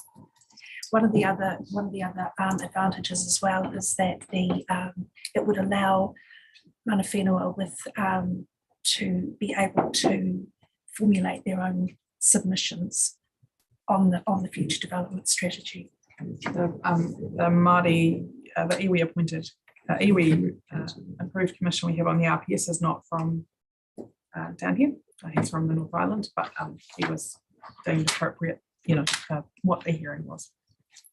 So should the recommendation be from listening to you before supports the inclusion of up to two iwi rather than two iwi specifically? Is it two appointments? Sorry, so I think the two word is iwi appointed commissioners. Yeah. Okay, great. We've got that. Good. Can I just clarify that? Questions? Yep. Sorry, Councillor just that Laws, part. then Mepham. If we appoint two representatives from the ORC, their job is to listen dispassionately, presumably, to the submissions and then make a decision. Yeah? I hope I didn't hear you, so I just want to clarify. You said that mana whenua reps may make their own submission to the joint hearings panel. so what Patricia talked about was iwi submitting on Yes, the that's what I assumed. Okay, as that's ORC good. is Yeah. also able So I'm to just wanting to make sure, though, that mana whenua are there under the basis of the same dispassionate and not there to advance the interests of the mana whenua. So the iwi commission, the commission, none of the commission, in my experience in any of these hearings, a commissioner doesn't make a submission, but groups that they may associate with would. So ORC makes submissions on our documents. Iwi can make a submission on EPS, but they would be separate to who were the commissioners. Right, so what I'm trying to say is our ORC reps and the ORC and the DCC reps and the mana whenua reps aren't there to advocate For the submissions of, I just want to clarify that. They'll be, they don't have to be commissioners, but our preference would be for them to be accredited commissioners. Okay. And that's the second question. Who pays for this to happen? Who's paying the commissioners and their representatives Yep, on the so- hearings panel? So the intent is that that will be shared equally with DCC. So that So way, you know, we are required under the law to have a joint FTS, the DCC and the ORC. yeah, that's fine. What about mana whenua reps? Are they paying as well? We would Given they've pay. got two reps on? No, we would pay. Why are we paying? Well, for it's mana- because it's a DCC and ORC hearings panel. Standard practice. It's not standard practice. Okay, Always pay we've for got the commissioners. answer to that question. Yep. Councillor Mepham. Yeah, look, Fine. just looking at these two options, I see the advantages under option 2 as including the advantages in option 1 plus one more. So option 2 has got enabling an independent chair, just as option 1. Option 2 has supporting alignment to the LPS, just as option 1. And it has the other advantage of all councillors and mana whenua representatives being involved in the final decision.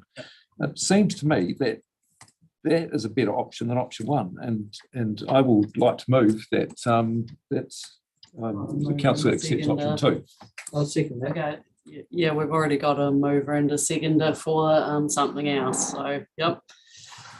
But if it fails, then, yep, you'll be first in line. Cool. Where are we at? We're at questions. Councillor McCall, have you got a question quickly and then we'll. So I probably don't have a question. Okay.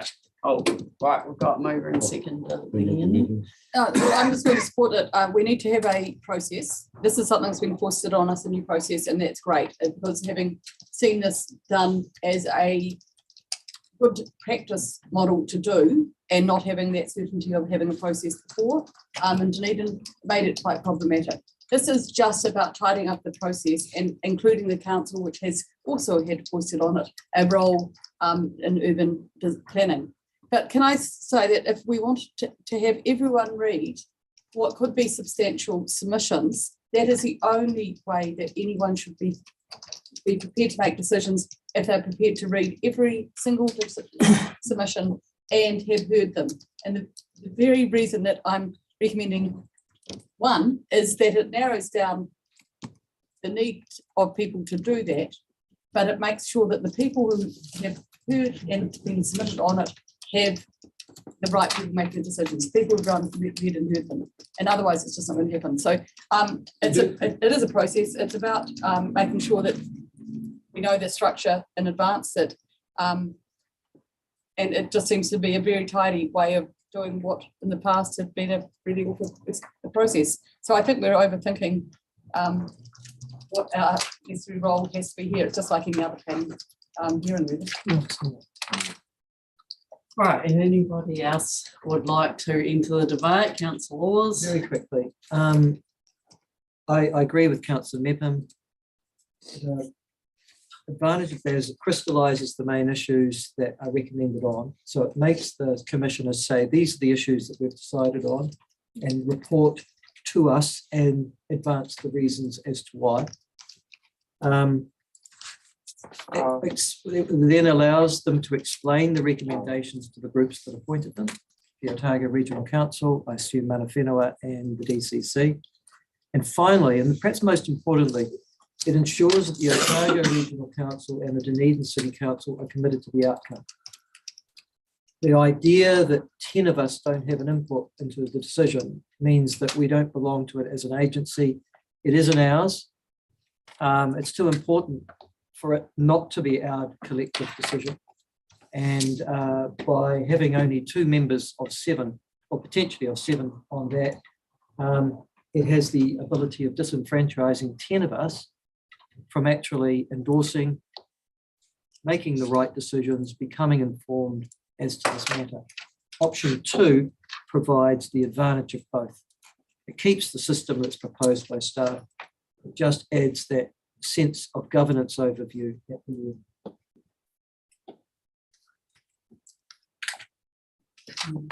Lloyd, were you? Yeah, no, I'm happy to have a comment. Having attended the the meetings with the DCC last week, I think, I don't think it was like a clear cut as what it's probably made out to be. I've written down here, basically, I'm a little bit uncomfortable that at the end of the day, both DCC and ORC are going to have two representatives making the decisions for the future of the Dunedin whole greater Dunedin area. So I probably like option 2 better, whereby at the end of the day you still have your panel to do the heavy lifting, but at the end of the day it has to come back, in my opinion, the last step where it comes back to the both councils for final sign off. I think you need to have that step to have full consensus all the way through. So I think that's pretty much that's pretty much where I'm coming from. I think it's a too big a job to put it all on just 2 people from each council and iwi reps to do it. I think it has to come back to so that we get a strong mandate going forward. Thanks. Yep, we got Andrew and then Alan. I support option 1, and Kate has hit the nail on the head with regards to option 2 having it would be a particularly clumsy process, particularly that the majority of councillors around both standing committees wouldn't be in the room during those hearings, as Kate has said.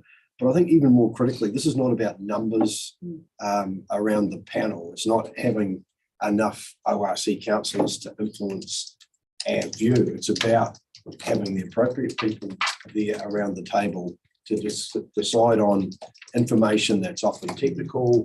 It's backed up by verbal submissions, and it's around evidence being used to make the decision rather than, we're not there to be passionate about our region. We're there to make decisions based on factual evidence that, and I know it's a local government process, not an RMA process, but the reality is that we will need to do this correctly, and having an independent chair and representation, even representation from both councils with iwi reps there as well. It seems to be the most efficient, effective process. And as Jim O'Malley said at the workshop, we may not get this absolutely perfect first time round, and we may streamline it in the future, but with the information we've currently got in front of us, option 1 is the most logical and sensible approach.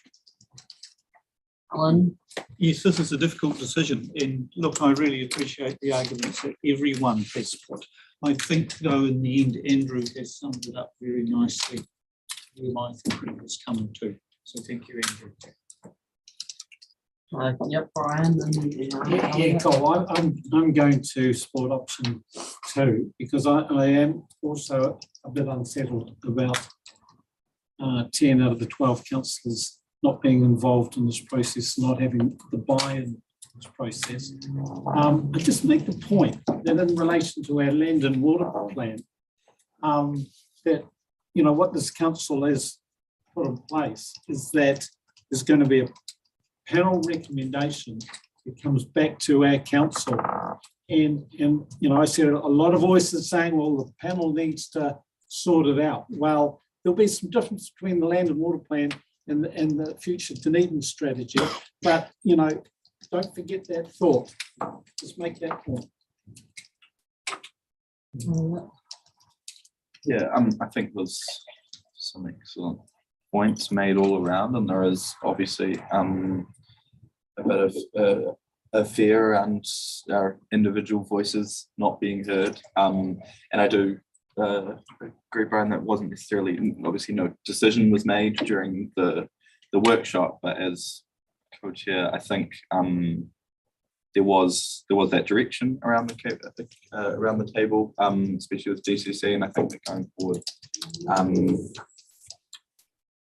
I at least trust that whichever 7 qualified people get chosen will, look at the evidence and make those decisions in the best interest of Dunedin.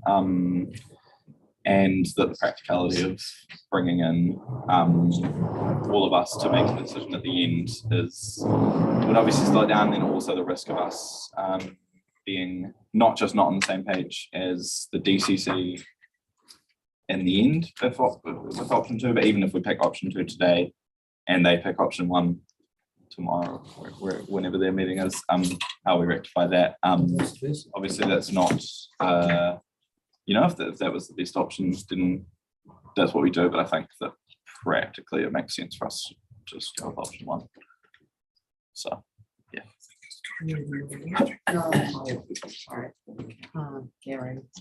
Thank you. Very briefly, I'm option 2, and the reasons for that is that I think there are 2 separate jobs here. There's a job of a panel, and that panel has to have their elected hats off and their commissioner hats on. And then I think there's a job for an overall level above that to make the final call. So with the way the panel is considered, what has been proposed with 2, 2 and 2 and an independent, I believe that can do a very good job, see all the detail. I don't believe the overall, the level above needs to see all of the detail. They just need to receive the recommendation and make a call for DCC and ORC. And so that's why I'm option 2. I think I'll say something that I support option 1 for the same reason that others have said, that commissioners will be hearing this and reading the entirety of the quite complex situation that is involved in developing a future development strategy.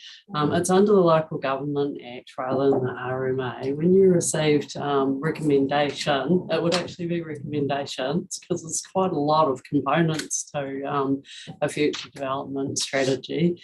And what would happen, suddenly you wanted to get involved in every single small part of that, and then you had splits of who's interested in this bit and who's not interested in this bit. How would you resolve that? I think that the panel decision process is the best process here, and I think that Councillor Noon and Councillor Wilson and Councillor Weir and others have outlined the same views that I have on that. Right, right of reply. Yes, I will take it because Brian made a good point. Yes, the Act unfortunately does require, not by our choice, the commissioners on the freshwater to come back to us with a recommendation. But the thoughts that any of us will be turning that over, given the process and having to restart that, I think are really fraught. That is not what all of us wanted, though. That was foisted on us again. I think it would have been a much better decision had I been in the position to make that legislation, that it would have been just presented. I'm not quite sure what people think they can change around the table after a hearing, and at what degree you think you can push something and nothing else will be affected. Doing a future development strategy has a lot of component parts, and it is a relatively the spatial plan last time didn't take a long time of hearings, but it took months of work to get it right because it is so many parts that have to all meet and agree to talk to each other. I don't know where you think there'd be adding value for the staff the same staff who are doing a whole lot of work on other things at the moment that are a slightly higher priority potentially, where you think that capacity is going to come and what added value you can bring by doing it in option 2. It is just another step for our staff and another cost as far as I can see. But that's, and that's why I want to go with what I think is the most efficient system for this council. There are other things we need to be doing. Okay, you convinced me, Kate. Rightio. Can I chalk that up like this one? It's a special moment. It doesn't happen. Can I ask a question or clarification or whatever? When a clarification, yes. So basically the way it is now, because the way it reads to me, like if you go option 1, like do we just have 2 people go from now on to do future development stuff with the Dunedin City? Okay, that's not really a point of clarification. So if I can provide assistance, you will continue to work as two Developing it. councils, as a working group up until it's notified, and then this option would kick in, and it would be two people sitting on a hearings panel. So this only starts from when it's notified. So the hearings panel is only in relation to once it's notified. Oh, okay, so that's a So you would misunderstanding. still of have all, joint yeah. workshops, you Yeah. would still be jointly approving it for notification. You just wouldn't be jointly making decisions on the Okay, so recommendation. sorry, that's a misunderstanding from myself. Well, apologies if it That may wasn't not clear have- enough. Sorry, councillor McCall. Thanks for the we might need opportunity To to clear take them that up. one by one, because noting the report and that is. Yep, okay, one by one, we'll take them. Just a question. Previously on in other trienniums, when councillors were around the table that were going to put their names forward to be commissioners, we never had them partaking in the discussion or the vote on something. I So should- agree.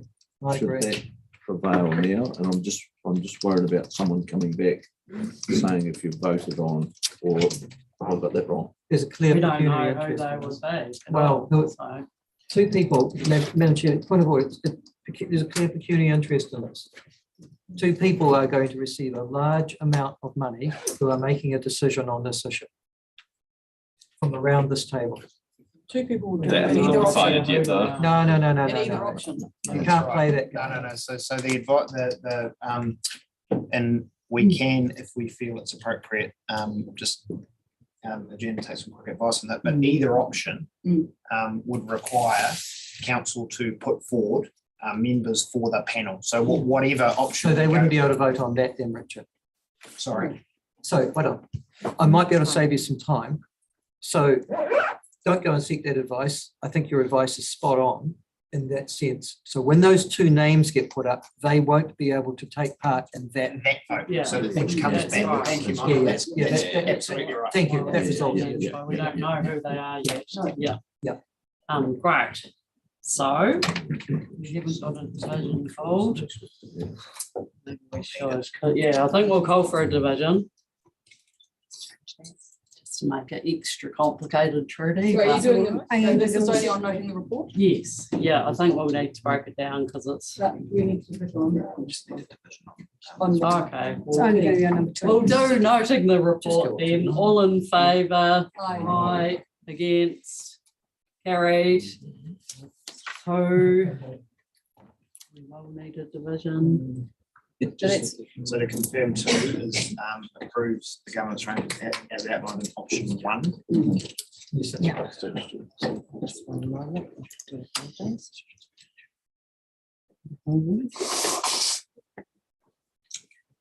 Seems to me. The next one on the division for two. Yeah, two, which is, as Richard says, approved. Option one. Option one. So do we have the same? Yeah. So councillor Forbes, Yes, approves option one. councillor Callaghan, Against. councillor Lewis, No. councillor Malcolm, No. councillor McCall, No. councillor Methven, No. councillor Noon, Aye. councillor Scott, Aye. councillor Somerville, Aye. councillor Weir, Aye. councillor Wilson, Aye. councillor Robertson. Aye. That is 8-4. Thank you. That one is one. And on to three. Okay, just noting that we're going to find out what the membership is at the next council meeting. We probably don't need a division for that one. Okay, all in favour? Aye. Against? Carried. Next one is supports the inclusion of up to two iwi appointed commissioners for the hearing panel. Can I ask a point of clarification there? Do we have a point whether is that just up to mana whenua whether it's one or two, or is there another point? It's up to them. That will decide. Okay. Just decide on how to. okay. I'll put it all in favour. Aye. Against. No. Recorded, please. Okay, recorded for councillor Laws and oh, do you want it recorded, councillor Malcolm? No, and councillor Kelleher, you do want it recorded? Yep. Thank you, that one's one that carried as well. Shall we have a quick break? We'll just keep going. This one's pretty quick, should be pretty quick. Yes, it has. We thought the last one. Yes. Well, I'm happy. Rightio, we'll try and move through these as quickly as we can to get to our workshop. Happy to move, Madam Chair. 9.4. Yeah, 9.4 is a regulatory requirement around the MPS for greenhouse gas emissions. So yeah, minor-ish point, but important that we include it, but we don't get a choice, so. You could ask me questions about the MPs, but I didn't know it existed until I read the paper last week, so I would not be able to tell you any answers, and that is the honest truth. But it is just a technical, oh, here it is. Oh, well done, thank you. It is just a technical requirement to update our plans, no Sure. schedule 1 required, so there's a process in there to do that, and we'll do that subject to your approval. No questions? Yep, moved Brian, seconded Lloyd, all in favour, right, against, carried, that was very quick, thank you, and apologies for waiting so long for that one. 9.5 policy for considering requests for ORC support for external funding bids. Happy to move this, Chair. Moving, yep.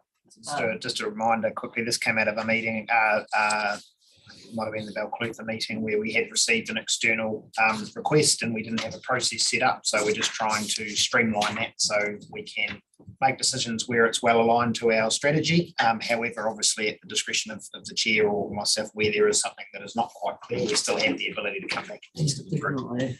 Yeah.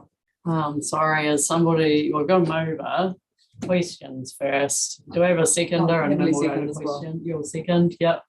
Question, Elliot.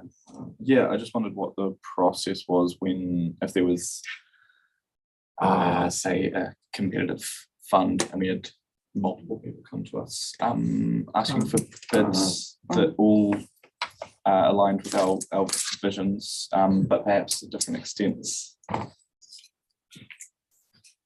I don't know. I mean, my feeling on this is we don't want to overcomplicate it. If there are people seeking external funding and their projects support the outcomes that our council supports, then we should be a council that provides some support for them and lets that external party make the decision. I think we could tie ourselves up in knots if we start trying to provide that sort of screening of those. Are you going to report them though once you have? Oh, right. Yeah, does it say Is that? Yeah. Probably needs to be a resolution that 9B says that. yeah, but we need to but make it as a we can have resolution. it as a resolution if you like. And Madam Chair, I wonder if the reasons why you come to a particular, like what the strategic priorities actually Oh, are right. would Okay. be in What that. strategy it aligns to or whatever. Yeah. Yeah. Report back to councillors. There's a three. And outlining the strategic priorities. Well, it should be at the next meeting of council. So it would just automatically be part of the chair. report. Yeah, that's fine. Yeah, sorry, everyone's got their hands up. Report back to councillors with alignment with strategic, whatever it is. In conclusion. We won't include that. We'll just say report back. We can make sure that's in there. 8. and So my then question is, and I don't want to complicate it, but I have been in this issue before with a simple request to get a letter of support for an EV charger in Middlemarch to a DCC project. And that wasn't necessary that supports existing ORC strategic priorities, but it was consistent with. And I would just like the word consistent with the strategic directions as well as supporting, because it would have closed the door to what really silly, that would have been silly not to have supported. And is there, so the question is there a problem having the word consistent with?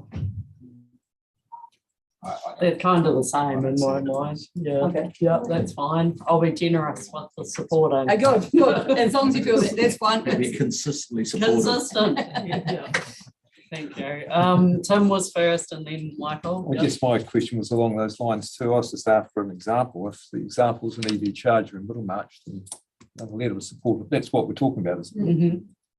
Yeah, Cole, Michael, Well, can I just give a specific instance upon which you did make a public statement and it wasn't discussed by council? There's no criticism, it's just what happened. And that was to do when over the Dunedin Hospital, in regards to Dunedin Hospital. And you made a statement then as the chair of the Otago Regional Council. Criticised you at Captain's Call.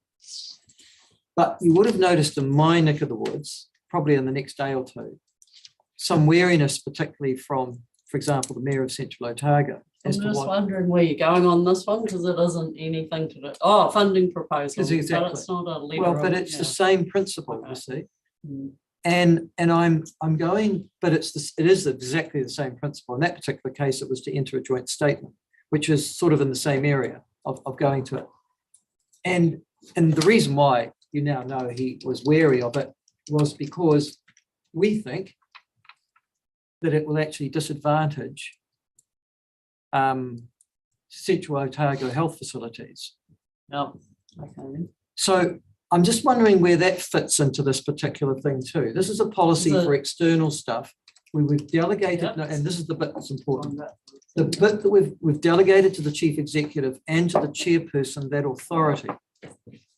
Now, when the chairperson of when the Otago Regional Council enters into something else similar to this, which is a joint release with others for a particular cause, is the same delegation power in process then or not? Up to my understanding. Well, you see, the thing is that Gretchen signed that letter as the chairman of the Otago, or chairperson of the Otago. All right, we're getting into a completely different matter here that isn't this paper, so I'm not This going to paper's- enter into that one.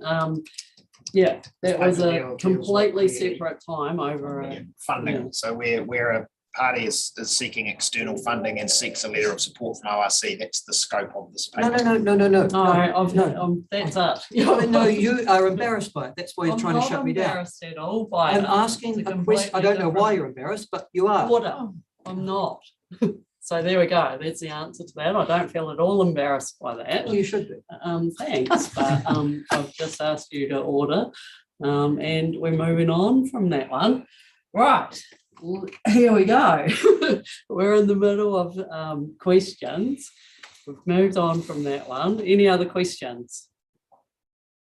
No, okay, so we've got the recommendations there. We've had one that's been added that we report back to councils with alignment. Any debate?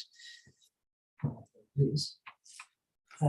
I'm assuming that when this letter is delegated to the chairperson and chief executive, councillors will be, and at any time will we be asked for our opinion or input before you do that? The recommendation is that I would assess whether or not it's aligns with our strategic whatever directions, strategy in some instances that we've actually written out. And I would need to judge, I guess, if it's a grey area or it's something that might be politically contentious. And I would need to bring it back. That's kind of part of the role as well. But this gives a bit of scope for the small ones that come through, like what Kate said, potentially on a charger in Middlemarch or something like that, that's going for funding, that we could just sign it and just get it done. Sorry, it doesn't say that in this paper, Madam Chair. Right, we're in debate. So and I'll tell you what it says. It says, we're requesting a policy be brought back for consideration for considering a request for ORC Corp for external funding applications. Now that could be, for example, Dunedin Hospital again. So it could be very big that we're delegating responsibility to you and the chief executive over. And I actually think this, rather than trying to minimise it into an EV charger in Middlemarch, and I actually think that you have a responsibility as chair, any chair would, in any regional council, to have at least some form of preliminary discussion, whether it's by email or otherwise, prior to actually utilising that ability and power. And so all I'm saying is, to this motion, we should say, if possible, councillors should be asked for their opinion. Gosh, an email's not hard. Okay. Resolution, any other debate? Councillor Noon, then Weir. Just as move of the motion, I'm comfortable that the chair carries the responsibility to make the call. I accept Michael's points, but my recollection, my very short period in the role of chair, and I did note that I always parked in the visitors car park. Michael, you advised me of that when I had the role. But anyway, that's getting off the topic.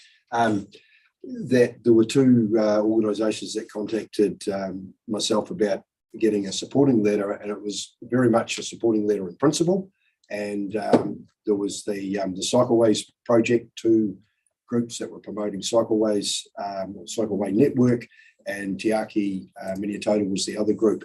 And I think they're applying for funds at MPI. So it's around. I think it's very much up to the chair to make the judgment call. Clearly, it needs to be aligned with our core business or our strategic direction. That's fair enough. But I like the sound of keeping it simple, uncomplicated. We're going to hear about it. I don't believe the hospital one is relevant to the purpose of the development of this policy. I think that's way beyond the types of things that the chair would be considering, in my view. Thank you. Sorry, Brian, your hand was up. Look, I've got confidence that our chair will do what's required, so thank you. But, you know, if the chair would consider it, what the recommendation says is point 2 approves policy as set out below. And point number 9 below says that requests that meet the criteria above are endorsed under the above policy by the chair or chief executive should be. You could just turn those two around and say shared with council if practical, and secondly made in writing by the chair of the council. But it's all there, the intent's all there. We'll just leave it as is. Happy to support. Councillor Look, I'm absolutely happy to support and really support what Councillor Noon has said, and I think that we don't worry about the quantum. It is about the intent of what we're trying to do, and the chair and the CEO will use their discretion at the appropriate time to contact us and affected parties if need be. So I'm happy to support.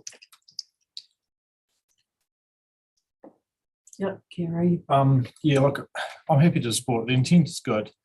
I do think, though, just to caution that you then have to be judge and jury over where this may or may not have some implications for everybody. And so I think it's going to be a very important call for you to make.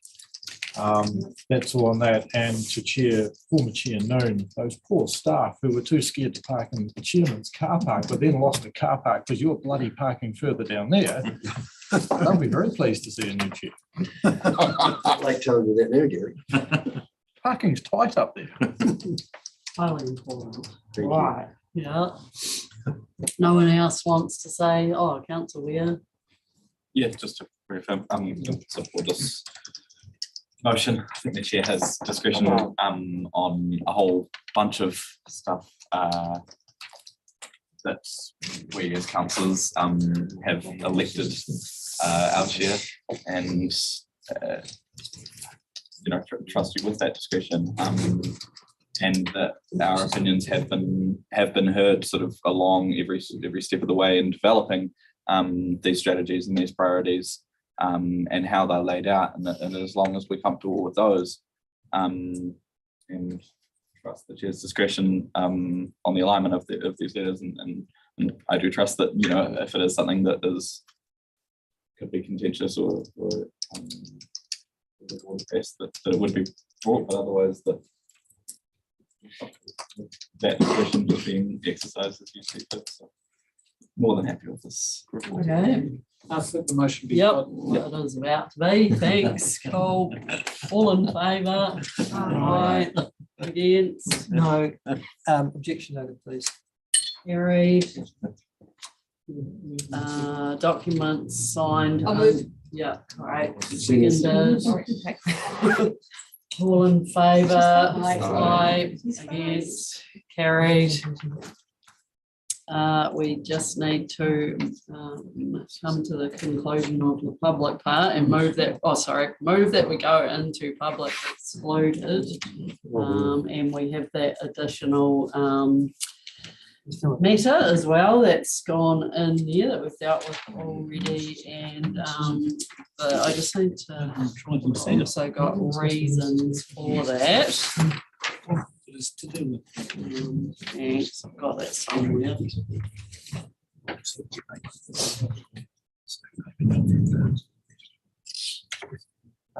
Yes, yeah, after we just need to be in public to move into public excluded. So yeah, just Sorry, what's the rationale that we're going into? I'm about to read that out. So the reasons for being considered public excluded include to maintain legal professional privilege and to protect information which is subject to an obligation of confidence where the making available of the information would be likely to, one, prejudice the supply of similar information or information of the same source where it's in the public interest that such information should continue to be supplied. Those are the ones that we've got there. Can I ask a question, Madam Chair? Yep. What's the source of information that would be compromised should this matter be discussed in? Is there a legal opinion that is out there that I'm not aware of? So that it's come directly from the minister and there's cabinet involvement, so it hasn't yet been made public by the source. Where the information comes from hasn't been made public yet. So there is no legal information, so it doesn't reach that criteria. Is that correct? No, that's correct. There's no legal information. There's no legal opinion or any legal document alongside it. But we're not agreeing to that because that's the reason. So there must be a reason why that became the reason. So yeah, Amanda, do you want to? Yes, so that was that there are, once, depending on what comes through that process, there will be legal implications around changing regulations and going through that cabinet process. So it was a mix of both. That's right. From a legal perspective, but there's no legal opinion attached. That's right. Yeah. So just to clarify, Madam Chair, we have received a letter from the minister. We can't talk about It doesn't matter, why. but we received a letter from the minister. I won't compromise you on that, Richard. We've received a letter from the minister, which we are required to prepare a reply to. But we're not actually, there's no privacy or involved. It's a political letter from a leader to a regional council, and we're going into confidence to discuss it. Yep, that's right. So we Can I ask the question if the minister asked if this matter be discussed in confidence in his letter to us?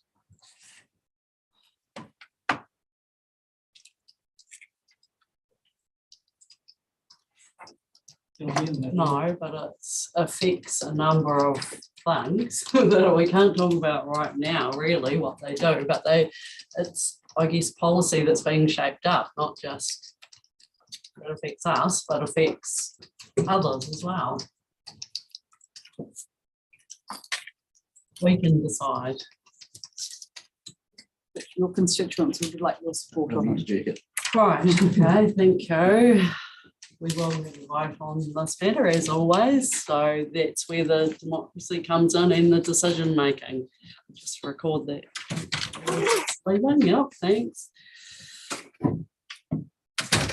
Okay, so we are going to vote as to whether we go into public excluded or not, and I'll put that all in favour. Aye. Against. Against.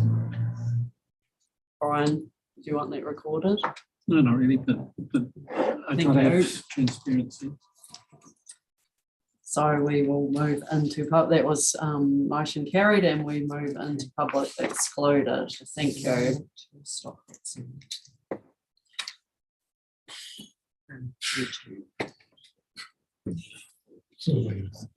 Yeah, we can.